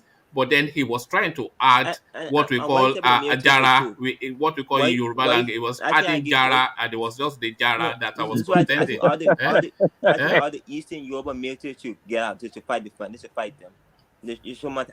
But does that make sense, though? Should you politic in a military uniform to align yourself ethnically in a military uniform? You know that the military structure is command and control. Do you know that? You know, military is essentially obey orders. Don't ask questions, obey orders. That is military globally. But I think now it should happen. I don't care. It should happen. They finally started for it. They started work for them. We should finish it. That's how I go. They started All work right, for. so We they should finish started to it. finish it. They'll pay the You've been price. watching too much We're not telling American you that you wrestling. can You do know that anything. those wrestling they are not. Look at Charles. Yeah. I Yes, think Frank will this never wipe us out. rascality. It's not gonna happen Do you yet. know what Koboko is? Do you know what Frank will never Koboko wipe is? us out. Frank will never. Frank will try to. Frank will never wipe us out. Not even try. Charles, there's a There's delicacy. Hold on, Charles. There's a delicacy in Nigeria called Koboko. It is usually fed to young children. Charles is mad with you today. Charles is really mad with you. Charles is a steeped in is a hardcore ego man. Anything ego, Charles is there. Thank you, Charles. We hopefully we hear from you later on. So that's Charles, ladies and gentlemen. The session is never really complete until we hear from Charles, which we have now. So, Nwabwe, finish your thought, and then Ajan Lekoko can round things up for us. My parting shot is this. I will have to say that I support one man. I support what you are doing. Sometimes I learn a lot about what is going on in Nigeria from your own platform. What I want to say is that we Southerners need to band together since we have a common enemy, just like the Ninas are trying to do with 1 million man march in USA. If we can have similar things all over southern Nigeria, they will be begging us. They will be the one begging us, not us begging them for presidents or anything. Imagine as the whole Igbo lands is shutting down every Monday, that Yoruba people with their Yoruba nation join it, and middle belt people like Southern Kaduna down to Kogi State and all of them join it. Do you think the Fulani people will not bow to our own pressure? I'm just saying that we should come together. We don't need to play the politics of compromise at this time, because if we compromise, they are now in Southern Kaduna, they are now in Jos. Tomorrow we go be Enugu. You know, Kogi to Enugu is not far now. They are the border states. Before you know it, you go reach Lagos. That's my own. Good night. All right, thank you. And thank you for turning up. And hopefully you turn up again because we still need to hear more from you. It's just the pressure of time this time around. But in the later sessions, we usually have more time. And hopefully one of these days you turn up and we get even more of a flavor of what your politics is. So that is a new voice to the space, Nwabweze, as is just corrected the pronunciation. So as ever, Ajan Lekoko, the final word. Want to thank everybody that came on the platform to express their thoughts this morning. The interactions been very, very educative and very informative, and it's wonderful this morning. Let me part away with what happened yesterday in Nigeria. The attack on NDA is an attack against against the cradle of our military structure. It's an attack against the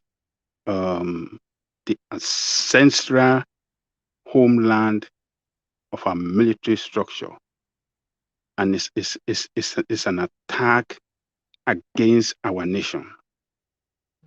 It's so shameful that those criminal bandits came to NDA, killed, maimed, injured our officers, and went away free. That's very alarming. That tells us that we are a defenseless nation. If the cradle, if the ancestral home of our military structure can be attacked such is so easily without putting up any repel against this criminal, that means I mean, it means we don't have a military that is capable to defend the territorial integrity of our nation. It tells us that those people are now so emboldened that, and they are telling us a message that, look, we can attack you. You have no defense. We are stronger than you. That was the message that came with that attack yesterday. If our nation, with the leadership we have today, if we are a serious nation, we should have seen a lot of red, head should have rolled, but today we have been counting, this one has been fired, that one has been fired, defense headquarters, so person has been fired, and so one has been fired, and we will have seen the president come out and speak to the nation on this.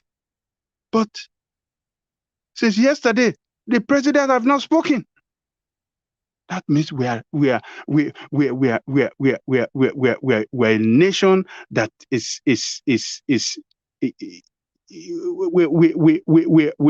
here for doom as a nation. That is what is happening in Nigeria today. So we as a people have a responsibility to speak up against these corrupt leaders. We have right from the top and to the state and to our local government. They have done nothing to help that nation but to destroy it. And we are seeing the destruction of that country every day. The only thing that can save that country is we go back to true federation, true restructuring, what we used to practice in the 60s before the first coup. That is the only thing that can save that nation. That's the only thing that can save us as people. If we don't go back to there, we have nowhere heading to, and we are heading towards doom.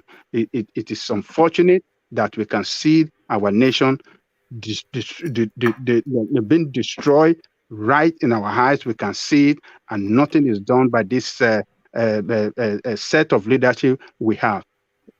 Once again, I want to thank everybody that came on the platform today, and those that are watching us at home, please go and subscribe and hit the subscribe button so that you'll be notified every time we are going on live. This is a wonderful platform. We have to give it to one man. He's doing a wonderful job, and God will bless him and further bless the platform. Thank you, one man. All right, thank you, Ajanle Koko. Hopefully, if you have the time to spare, we'll see you later. Ajanle Koko, a regular staple on the channel. So, as Ajanle Koko paints the grim pictures of the grim narrative of what transpired yesterday at the foremost military training facility, not just in Nigeria, but certainly in West Africa, and not just in West Africa, probably the entirety of Africa, the Nigerian Defense Academy are broken into by insurgents who killed and abducted. So as Ajanle Koko paints that picture, another thing happened yesterday. Malam Buhari's son, who a lot of people are questioning if it is legitimately really his son, by virtue of the fact that he looks nothing like Malam Buhari, but really we go with that narrative. Malam Buhari's son released elegant photos of his $1 billion wedding. So on the same day that happened at the NDA, that also happened from the Buhari household.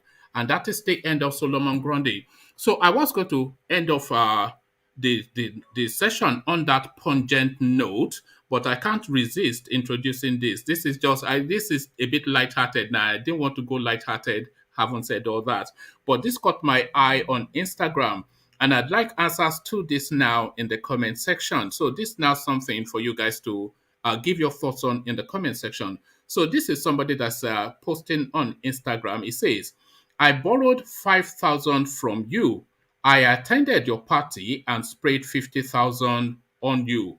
Please be sincere.